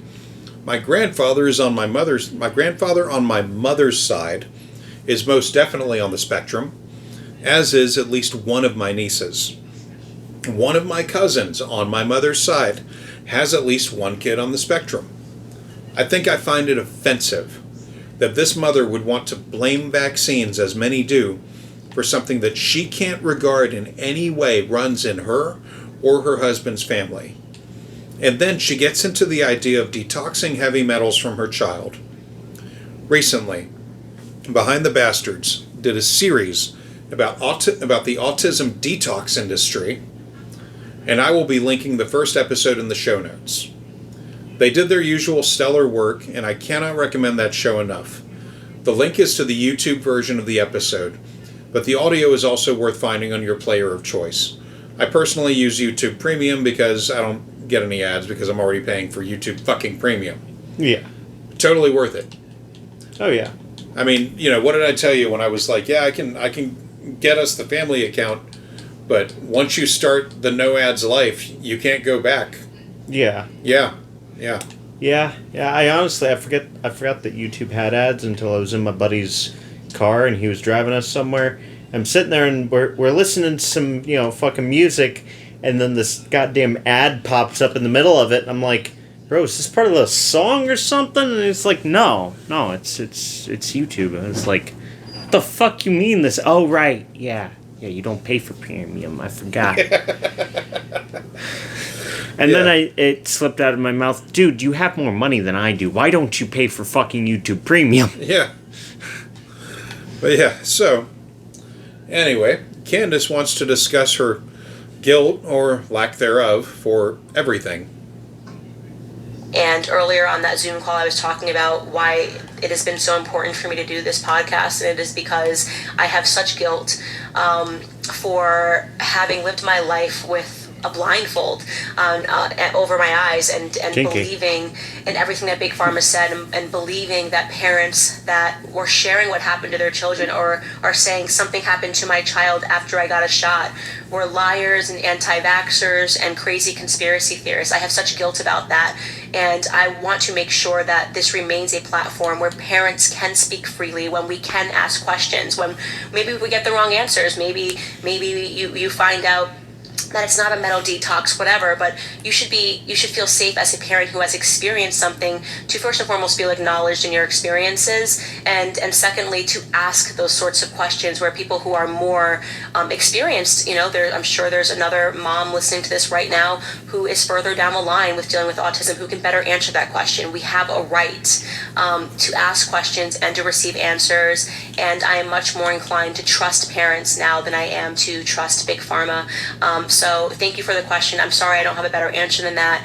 Hopefully, as we get further down the line of this podcast and I actually begin bringing on experts and doctors, which I intend to do after we go through each vaccine, they'll be able to answer that question. So I'll definitely store it for next time. Doctors eventually, maybe perhaps in the future? She says that like she's making more of these episodes potentially. I mean, at that point, it's episode what? This is episode 6? Fuck, we're only on episode 6? I think so. Let me confirm that. Yes, episode 6. God damn it. I thought we were already, deeper than that. No. Have you lived in this world very long? 20 years. Yeah. 20 and a half years. Yeah. Oh, it's the half. Oh, good. Yes, because it puts me a half closer to being allowed to drink. I'm 20 years and 26 weeks old, goddammit. I hated that shit with people, right? They'd ask, how old, you were and stuff. And I was like, I don't know, man, a few months. They're like, oh, you don't know how many weeks. I'm like, does it matter? He's healthy and alive. Like, the fuck is wrong with you? Like, I'm not marking out days here. It's not prison, for fuck's sake. I'm glad the little guy's all right, man. Fuck off with this weak shit. Oh, God. Chris, half the time whenever I talk to, like, parents... Yeah. Well, talk to parents at, like, the old job, they'd sit there and they'd go... You know, the mothers would always have, like, the exact time and day and almost to the hour. Yeah. And then every father that I talk to is just like, I don't know. Cat stopped trying to eat it, so I guess it's a few months old. It's big enough. Yeah. Well, what kills me is when people will put like months of age on children that are a couple years along. Like, oh, you know, how old is he? Oh, 33 months. That's almost 3 years. Can you just say he's like almost 3 years? Like, what? That shit is ridiculous. I think they made fun ridiculous. Of that in one of the first Grown Ups movie, I think it was. Yeah. Where they're sitting there and they're like, how old is your son? Oh, 164 months old. Yeah. Isn't that nearly 6 years old? Yeah. He's got a problem. But yeah, who can say if there will be doctors on this show? Certainly not the person that worked with others to plan out the podcast. Yeah. Certainly not the woman paying for concierge medical services and doctors that can't explain why pouring colloidal silver in your child's eyes is a bad idea. Mm-hmm. I can kind of understand why maybe Candace's personal physician would not want to be named in any of this or provide testimony to her throng of duped people because of possible blowback. Mm-hmm. But I find it hard to believe that someone like her family physician doesn't know at least one fame whore willing to risk it all to at the very least run confirmation bias. Yeah. My guess is that those doctors cost more money than her cheap-ass, born-rich husband is willing to pay to be seen nodding their heads to this bullshit. Mm-hmm. But let's allow her to continue with the truly terrible fucking idea. And then I guess the last question is from me to you guys. If you guys don't mind writing me on Patreon and writing me on Parler beneath this episode, you guys know I'm always prowling through the comments and responding. I'm putting this out there. It's kind of a thought. It's not really a formed thought, but it was so amazing to have this little private Zoom call today. We had, like I said, we had intentionally set it so that we could only have 10 people max at that donor level.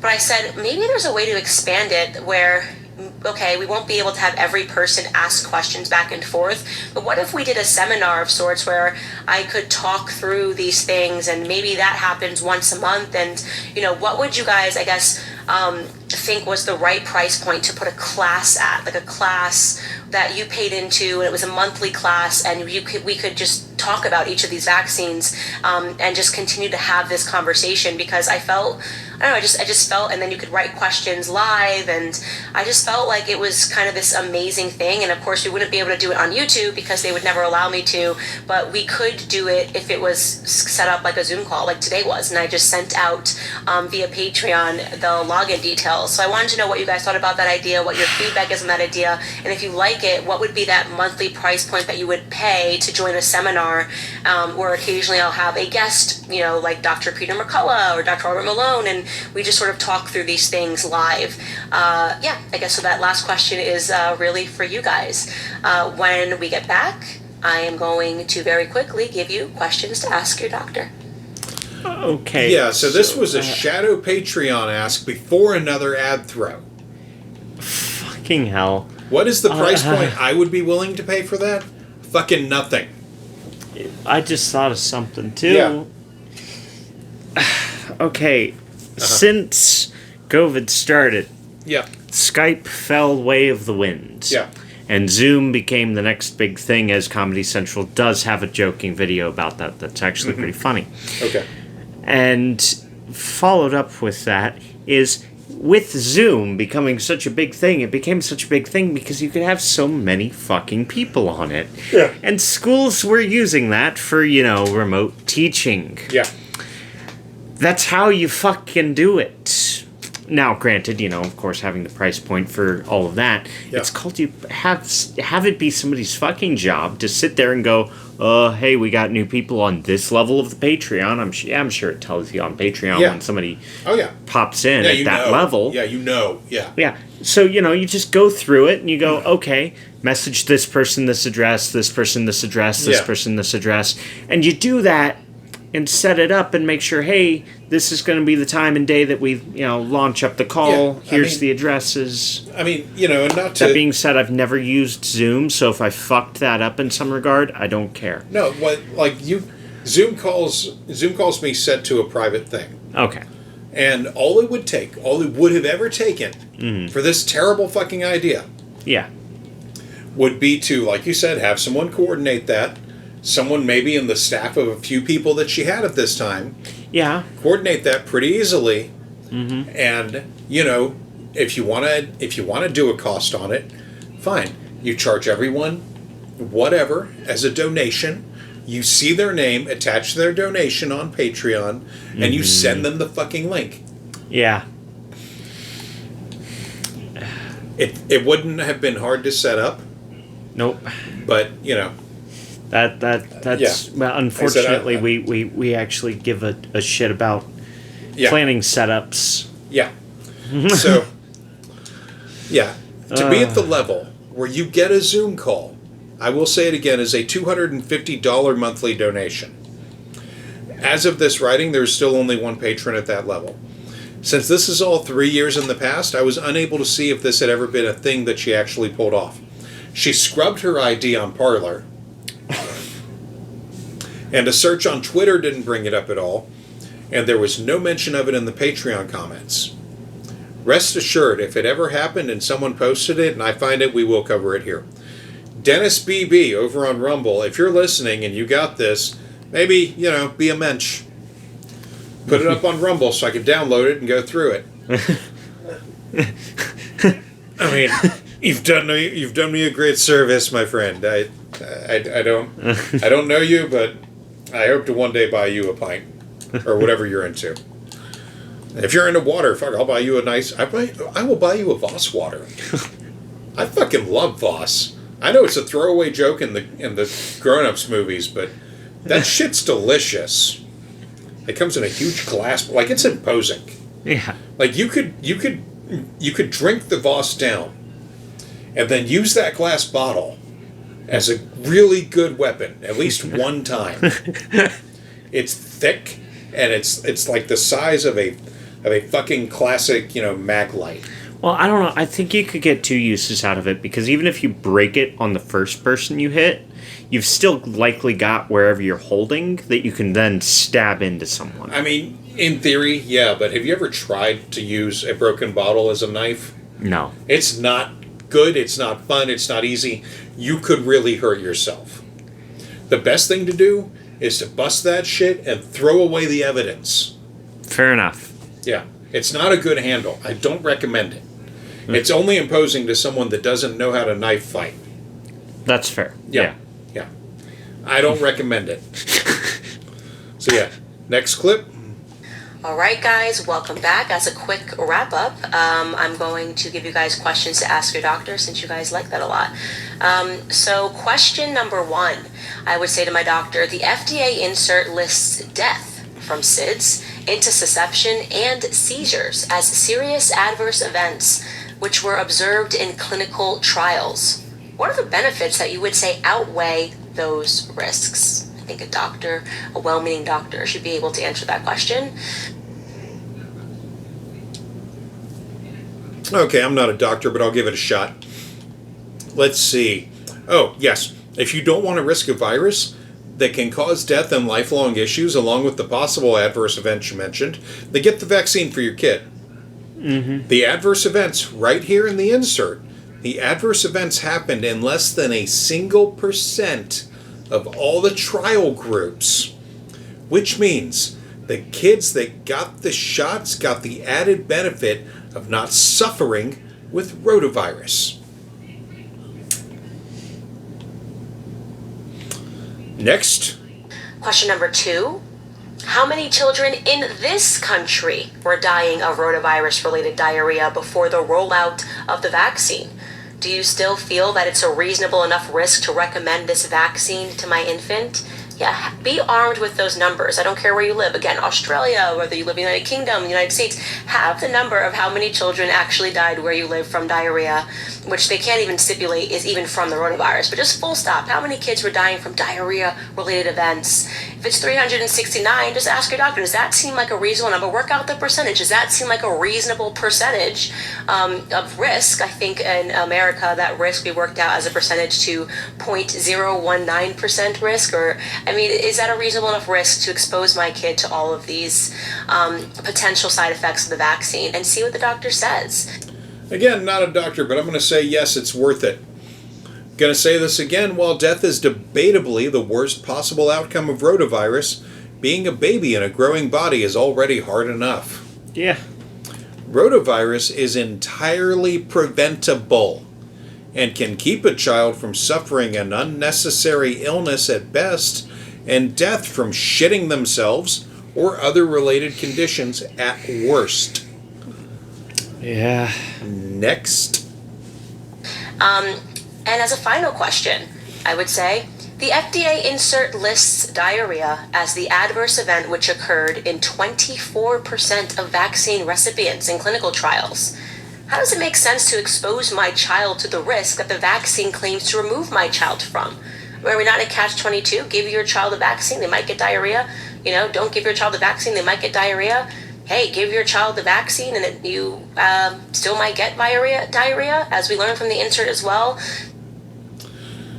Her inability to process facts still amazes me. As we mentioned earlier, that 24% number was from a subgroup within a study, and the vaccine is not there to and does not claim to protect against diarrhea. It protects against rotavirus, of which diarrhea is one of many symptoms, and which can return to strike a kid again and again. So if a kid survives the first bout, they may be in for more. Secondary and third occurrence reinfections are usually more mild, but why should a child have to suffer this in the first place if a vaccine can circumvent all of the bullshit with a few doses? This is fucking absurd of her to even say. Next. This is probably a good starting point for you to have a conversation with your doctor. Doctors should be able to answer these questions. Doctors that become flustered and don't want to answer these questions do not deserve to have you as a patient, do not respect you as a parent. You guys, I have had the best time in this episode talking about what I believe and perceive to be the nonsense surrounding the rotavirus vaccine. And again, no judgment zone at all. If you look at all of this and you say, you know what, I do think that this provides some benefit and I want to give it to my child. This is a process we're learning together. As long as you are armed with the facts and you go in there and you are making the best decision that you possibly can, you won't get any judgment from me. Thank you guys. Next week, what do we have on the list? What's next on the list? I gotta look it up. I don't know. We're gonna have some vaccine for you for episode 7. How do you I not? wish to look this up. Let me see. Hold on, guys. Give me a second. Oh, why do you not? Childhood vaccine schedule. Say it. Oh, DTaP is up next. I'm excited. I don't know how to say it. I love that, Savannah. Savannah doesn't know how to say it. Deptaptaptosis. So we have that up next for you guys. We will see you next week. Same place, same time.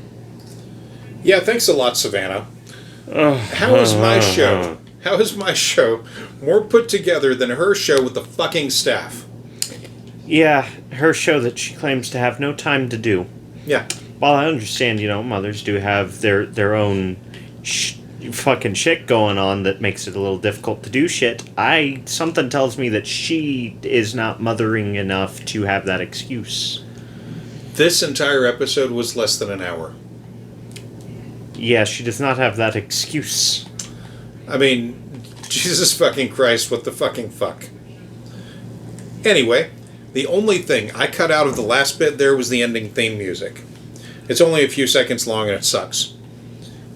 Just like I cut her entire, starting theme music out. It's a few seconds long and it sucks. Fair enough. I would rather hear our AI-generated theme songs. Yeah, so next episode will be the DTaP or Tdap vaccine. It's actually the DTaP. Tdap is what you get when you're older. DTaP is for infants. Okay. Yeah. I do have a bonus clip for everyone, though. Oh. As I have said before, I am listening to her material from the post-election period, slowly making my way to the present. Well, last week I played a clip as our bonus clip from November 29th, 2024. I was listening to the next day's episode, November 20th, and I heard this between the 10 to 15 minute marker. So I just love that. I would love to get her in a room, by the way, like with my husband, who has like a master's in theology from Oxford, and just have her basically pitch to him that he's illiterate, and that's why he loves his Bible so much. Okay, now the background on this clip is that Candace is responding to some YouTuber that has been running a long-running hit piece on the main person in an Instagram account called Ballerina Farm. Yeah. This particular episode from November 20th was almost entirely celebrity gossip crap. Yeah. But this clip stuck out to me. I went and looked for anything to back this up. Yeah. George Farmer, a.k.a. Mr. Candace Owens Farmer, likely does not have a master's in theology from Oxford. Ah. He did graduate with a degree in theology, with a bachelor's in theology. Ah. Which must come in handy as a metals trader. A what? He works in the field of metal trading, specifically copper. Okay, metal trader. I thought Yeah. you said metal straighter, and I'm like, what the fuck is a metal straighter? I see that. Okay. Yeah. No, he works in the field of metals trading, and also he runs a PR firm and some other shit. Okay. Yeah. Yeah. I'm pretty sure that his degree in theology, which is supposed to be something you get before you go into the ministry. Yeah. I'm real sure that's like the liberal. That's like going to Oxford and getting a fucking liberal arts degree. You know, Yeah. That's like treating Oxford like goddamn Greendale. Oh god. Yeah. So there's no mention anywhere that I could find that backs up this claim of him having a master's. Mm-hmm. I can confirm that he only holds a bachelor degree from Oxford in theology, otherwise known as a capital B, capital T, lowercase h. Oh. I will link to the Wikipedia definition of this in the show notes. Now, let's try something really crazy from across the world. Oh, yes. Now, recently, I found a really good Eastern European market in Hopkins, Minnesota, which is part of the Twin Cities Metro. I knew I was in the right place when I walked in. I saw the candy section first, because it's about the size of a quick stop in there. And then I looked to the right, and I saw the soda wall. And I knew I had found where I needed to be that day. Now, I picked up 4 sodas from there that are going to get us through this episode and the following 3. Where is that turtle? Now, we were going to go to the Rocket Pop and, soda shop and whatever, or Rocket Pop and candy shop in the Mall of America again to load up on more weird crap. But I saw these and I had to go for them. Now, I got a question for you. I had to run a translator on these labels because they are direct from Eastern Europe. We got 2 from Lithuania and 2 from Russia. Mm-hmm. Now, you know what they are, okay? The 1% Russian. You want the 1%? Yeah. Okay. All right. So, where's that bottle opener, dude? That's a great question. I thought it was under my pillow, but it is not under my pillow. I should have a second one in that drawer, though. I'm not going to question the sanity of having a sharp-ass bottle opener under your pillow. It's not exactly a survival knife. No. Doesn't. I think it ended up there because I was laying there in bed and I reached behind me, and it was just there. And you were like, oh, let me open up a Coors bottle in my sleep? No. No, I needed. Oh no, I know what it was. I was drinking sarsaparilla, and I forgot they had twist tops. Okay. And then I just never removed it from my bed, and I appear to have lost it somehow. Jesus Christ. You know, that one's a special one that you can pour Guinness into, right? Yeah, and I have 2 of them. Yeah, I know. Which is why I'm confused as why I can't find the second one. I know one was on your desk. That's the one I'm looking This is great pod, by the way. Because I'm recording all of this. I know. Forgive me for having so many goddamn ties on my desk. Jesus Christ. Don't you have a tie rack? No, it got fucking porch stolen. Oh my god. Alright, you know what? Go get a goddamn bottle opener from the kitchen. Just. Oh, hold on. You know what? What? I'm smarter than both of us occasionally. I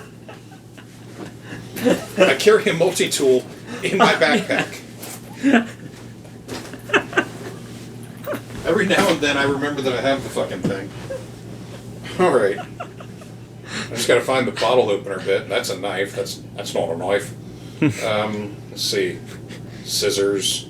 Ah, that looks bottle openery. Let's just close all of you lethal looking things. Even the bottle opener has a... Oh, that's a screwdriver. Right. I was like, even it's got a fucking blade. Alright. That's the Swiss for you. I mean, it's a Leatherman. Oh, well, that's a Leatherman for you. Yeah. I don't know what country makes it, and I've never looked it up. At any rate, here, you do the thing. Yep, we didn't read off the... Well, yeah, here, I will do the honors on that one. Okay, so, this one is called Imperial Kvass, Kvass, Kvass, maybe, Gira, Gira. Yeah, so... It is a fermented soft drink, product of Lithuania. Okay, so this is not Russian. Okay. This is product of Lithuania. It is a 15-ounce thick-ass bottle. It's got some really decent-looking, like, artwork on it. You might want to keep this one around for a while. Yeah. Just so we can remember what we've had. Oh, that's true. Yeah. Yeah. All right. So this is supposed to have less than 1% alcohol in it, which was not clear until I ran translate on the label. Oh, shit. Pour it up. God. It was ready to come out of there, too. Alright, that's probably good enough. Fuck. Yeah, you got a little on your...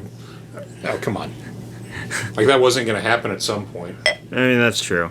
I've spilt coffee and shit in my bed. Yeah. For just a little added knowledge, by the way, my bed is like the only chair in my room beside from some stepping stools because this is kind of a small room and it's difficult to keep a fucking chair in here. Yeah, it is. It's really difficult. There's like no space, even for a rolly chair. Like I use a when I'm in here doing these. I'll pour up the rest on mine. I use a.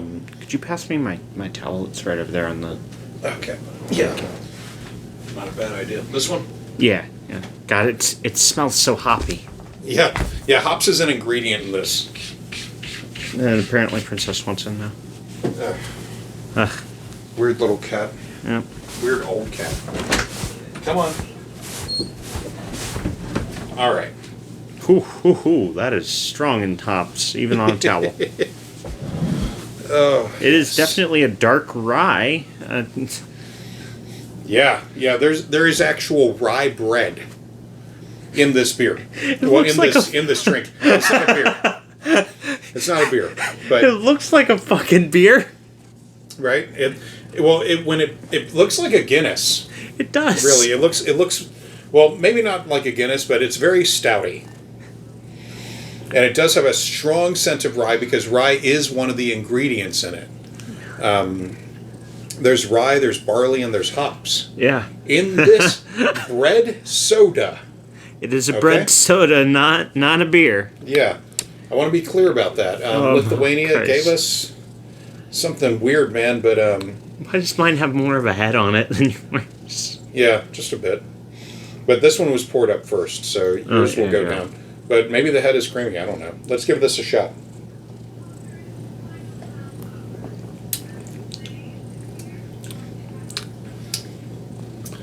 That's very stouty. Yeah. I mean, it's good. Yeah, it's very good. It's Ooh, if you let it sit on your tongue a little bit, it tastes like that Cheesecake Factory dark rye that it does. Yeah, it does. And yeah. This is going to sound really wrong, but hey, it's June. The head is indeed creamy. Yeah, right. Oh man! Wow. Lithuania's got some cool shit going on. Yeah. Wow. That's like I didn't know what to expect, but this is quite good. Mm-hmm. Yeah. This is gross. Sneezy cat.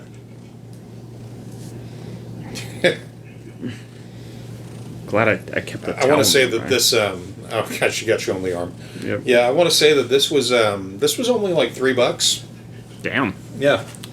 Like most of their sodas over there were like $3. So Man, I know this doesn't have near enough alcohol to do anything to anybody above a certain age. Yeah. But it would be hilarious if this had just enough alcohol in it to have one at work and then, have people go, dude, you seem to really chill when you come in. yeah, right. Did you light up before you got here? No, man. No. Just been drinking my new favorite soda. Right. From Lithuania. Man, that's crazy good. Yeah, that is. It's got like this. I want to say this grapiness to it. You know what I mean? A Like little, it's a sweet a little bit. It's a sweet rye bread. I think you hit the nail on the head when you compared it to the Cheesecake Factory brown bread. Mm-hmm. Yeah, that's what I'm getting out of this. Yeah.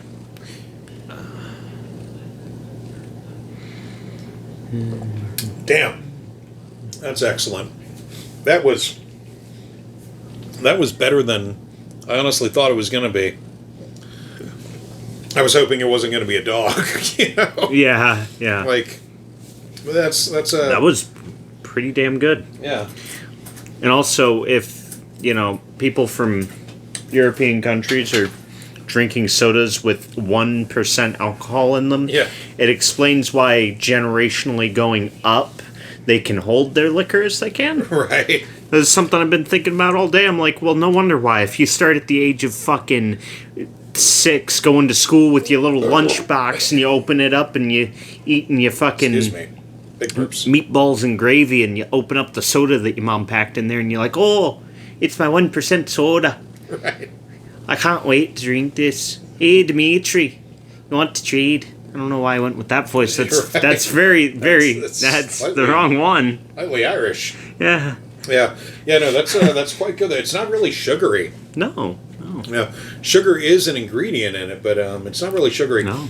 The hops was a surprising ingredient to see on the translation. I was like, huh.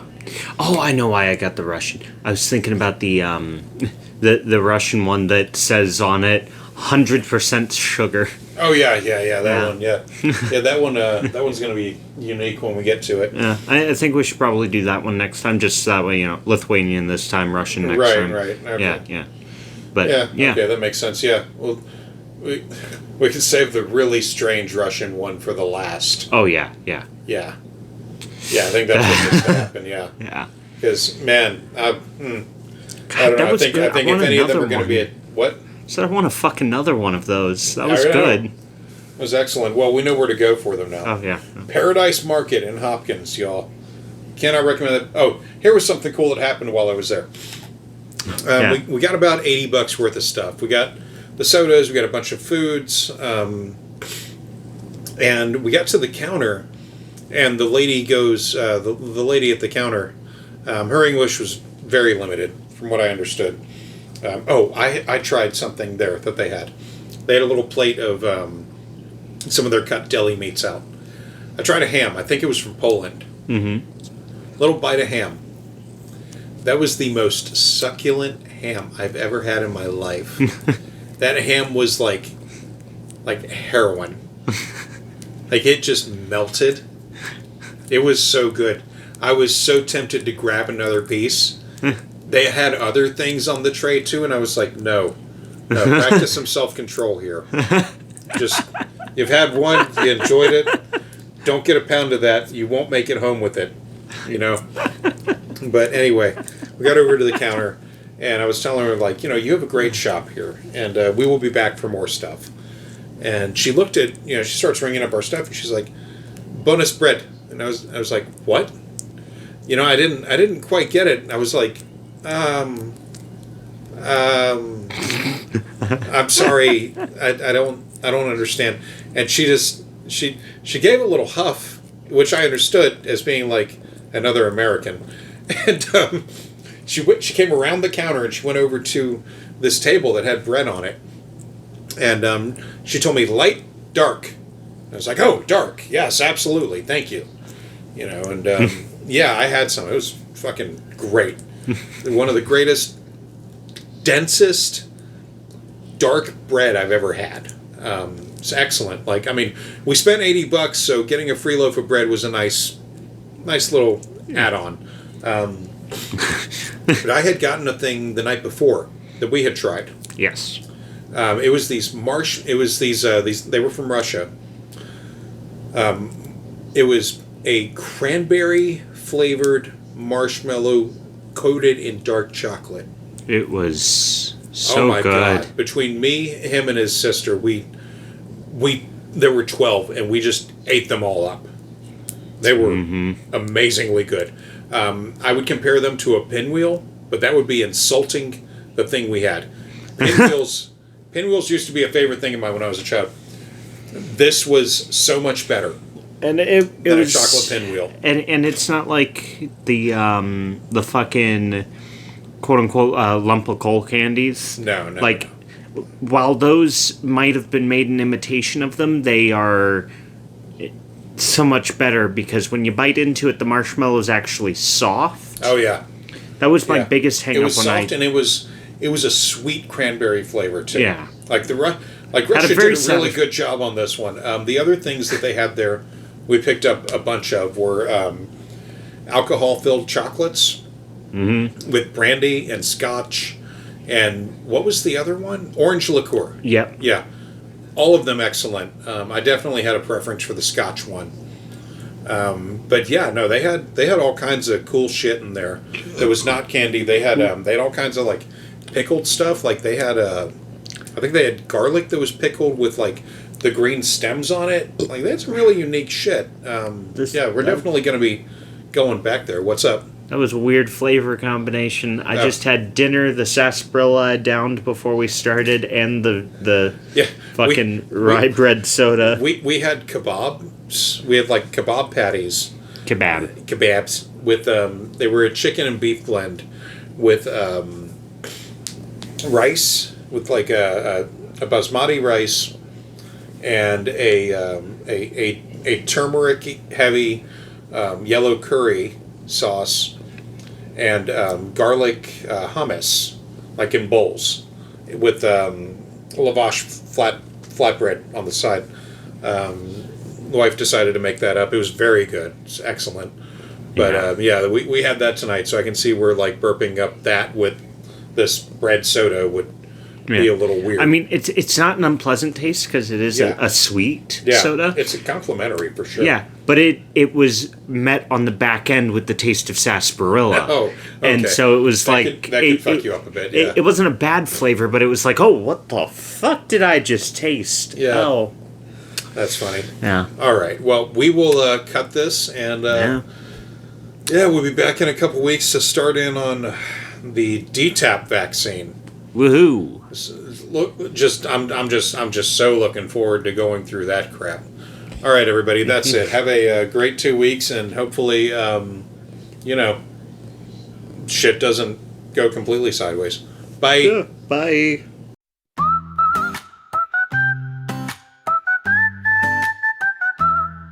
In the heart of the struggle, we raise our voice. Candace speaks boldly, it's her chosen choice. with words like daggers, sharp and clear. She'll twist the tale, dismiss the fear.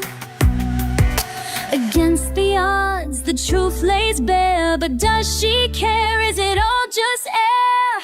Gish gallop girl, weaving words with no soul, spinning stories, losing track of the whole, while infants suffer and families mourn. She dances around facts, her ethics worn.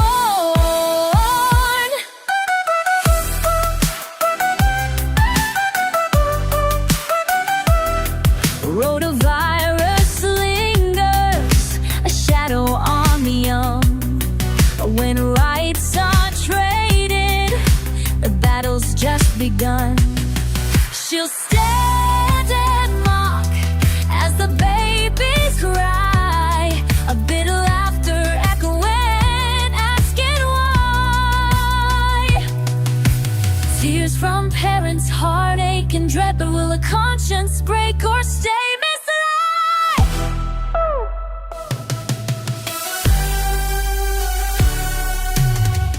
Gish gallop girl, weaving words with no soul, spinning stories, losing track of the whole, while infants suffer and families mourn.